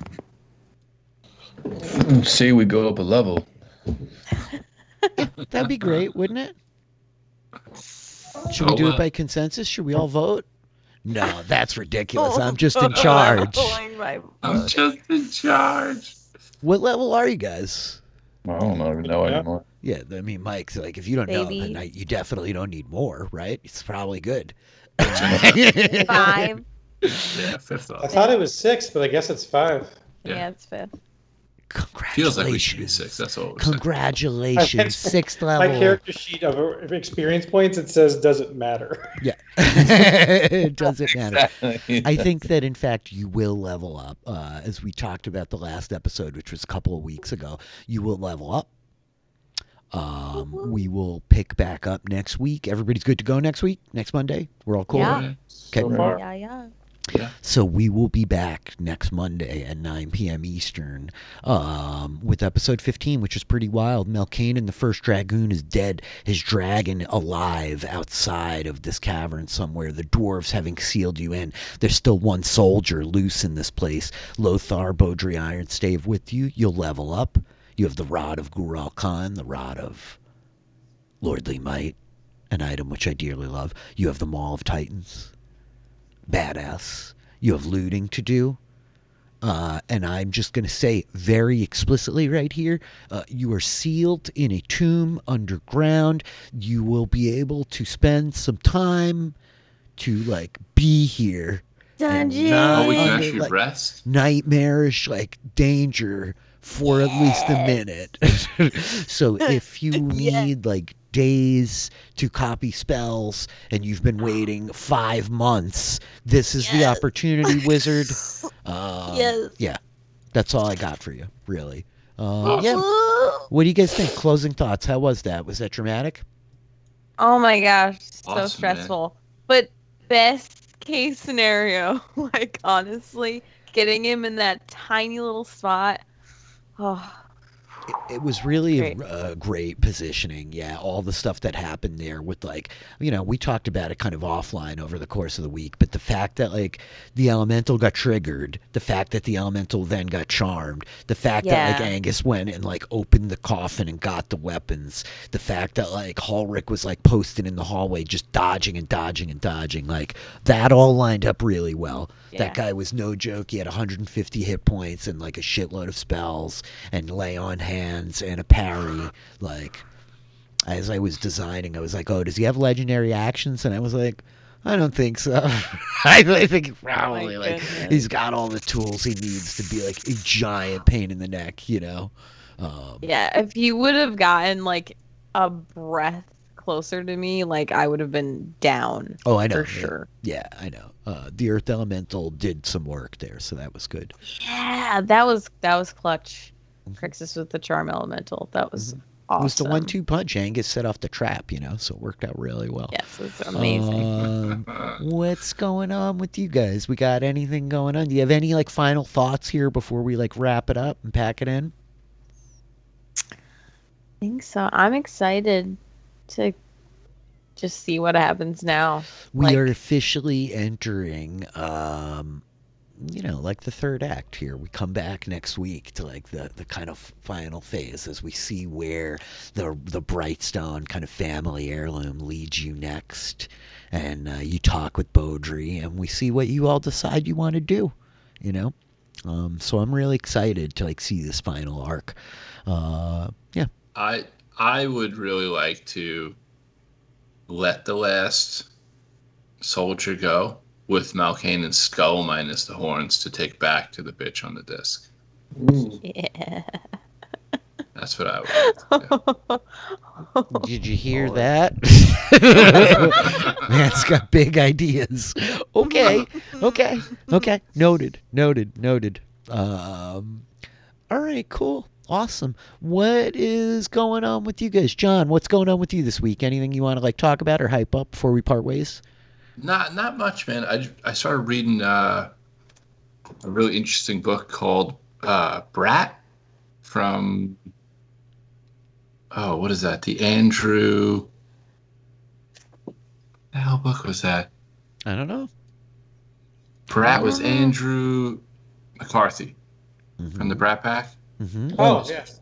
Started I was reading going to ask, like, yeah, okay. Like, I'm connecting the dots now. Yeah. Yeah, it was actually pretty good. I've been enjoying that. I started reading it on the way home. Cool. I've just been doing that, and yeah. Other than that, and flying. I got up in an airplane today for like 2 hours. That was fun. Oh, heck yeah, man. So I got to connect you with, like, the friend of the channel here. My other buddy is flying out west, and he's, like, closing in on his license now. I'd love to, like, have you two actually sit and talk one day, but that is not for this stream. Taylor, what about you? What's going on? Nothing much. Ronnie422 on Twitter, Ronnie422_ on Instagram. Currently working on things, or trying to. Good. But mostly I'm just listening to Wheel of Time. I'm so psyched. I keep talking about this every week. This week is like a big killer for me. I got a lot going on, but we should like sit down and maybe just like wax poetic about the Wheel of Time a little bit before the TV show drops, because I think that there's a good conversation there. I think we could like mine something good out of that. Mike left. Oh no, we lost Mike is done streaming, so okay. Oh no. Oh no. Kurt, what's going on with you? What do you got going on this week? Not a lot. Follow me on Twitch. You should. Trying to stream more gaming. I've been doing a lot of Immortals Phoenix Rising lately. At Kurt Clark on the Twitter, on the Twitch, on the Instagram. Awesome. Mike's back. Mike, you're back. What's going on with you this week? You got anything you want to like talk about or hype up or plug before we part ways? No. I got nothing. Okay. I do have to say I am excited because it's 6 weeks from today will be my visit to upstate New York and my favorite dungeon master. Huzzah! Yo, I've assembled an actual coterie of human beings that are like within range of me that we could gather together to play Dungeons & Dragons in person with dice. Gonna happen. I'm so excited. Nice. Yeah, it's going to be a blast. I'm looking forward to it very, very much. I can't wait to see you, man. It's going to be a good time. Yeah. Cool. So I have a lot of stuff going on this week. Sabotage the DM 1 year anniversary. If you haven't checked them out, go check them out. Twitch TV/Sabotage the DM. The City of Mist game I ran there this morning. We'll probably turn up on this channel during the week. I'll get the VOD up. I think they're cool with that. I will be back there Thursday night doing a DM panel. I will be there Friday morning, 9 a.m. bright and early East Coast, playing The Witch is Dead, which is a really cool one-page RPG. And then on Saturday we're gonna play some D&D in space with Space Hands. But tomorrow night, 8 p.m. Eastern, 5 p.m. Pacific, right here at home, Twitch TV/DM Philly Dragonfly episode 3. We will pick up. We have an awesome crew coming tomorrow night. It's going to be Lux. It's going to be Jake. It's going to be the Batman. It's going to be Asturias, and it's going to be Rhea the Furbolg. So we got 5 out of 7 of our crew on the Dragonfly tomorrow night, and I think it's going to be cool. We're going to follow up from last week and kind of see how that goes, to have like the teams kind of mixing and matching and like the information transferring. But like, I'm excited. I think tomorrow night's going to be a great show. So yeah, come check that out. Go check out Sabotage the DM. Those guys are doing great stuff all week. And thank you all for stopping in. Thank you for the subs, and especially to like all you post show recap folks. Like, thank you for D&D the musical. That really made my day. So Pia in the chat, mad love, dude. Anyway, I think that's it. Let's go. Let's say goodbye. Goodbye. Good night. Bye, everyone.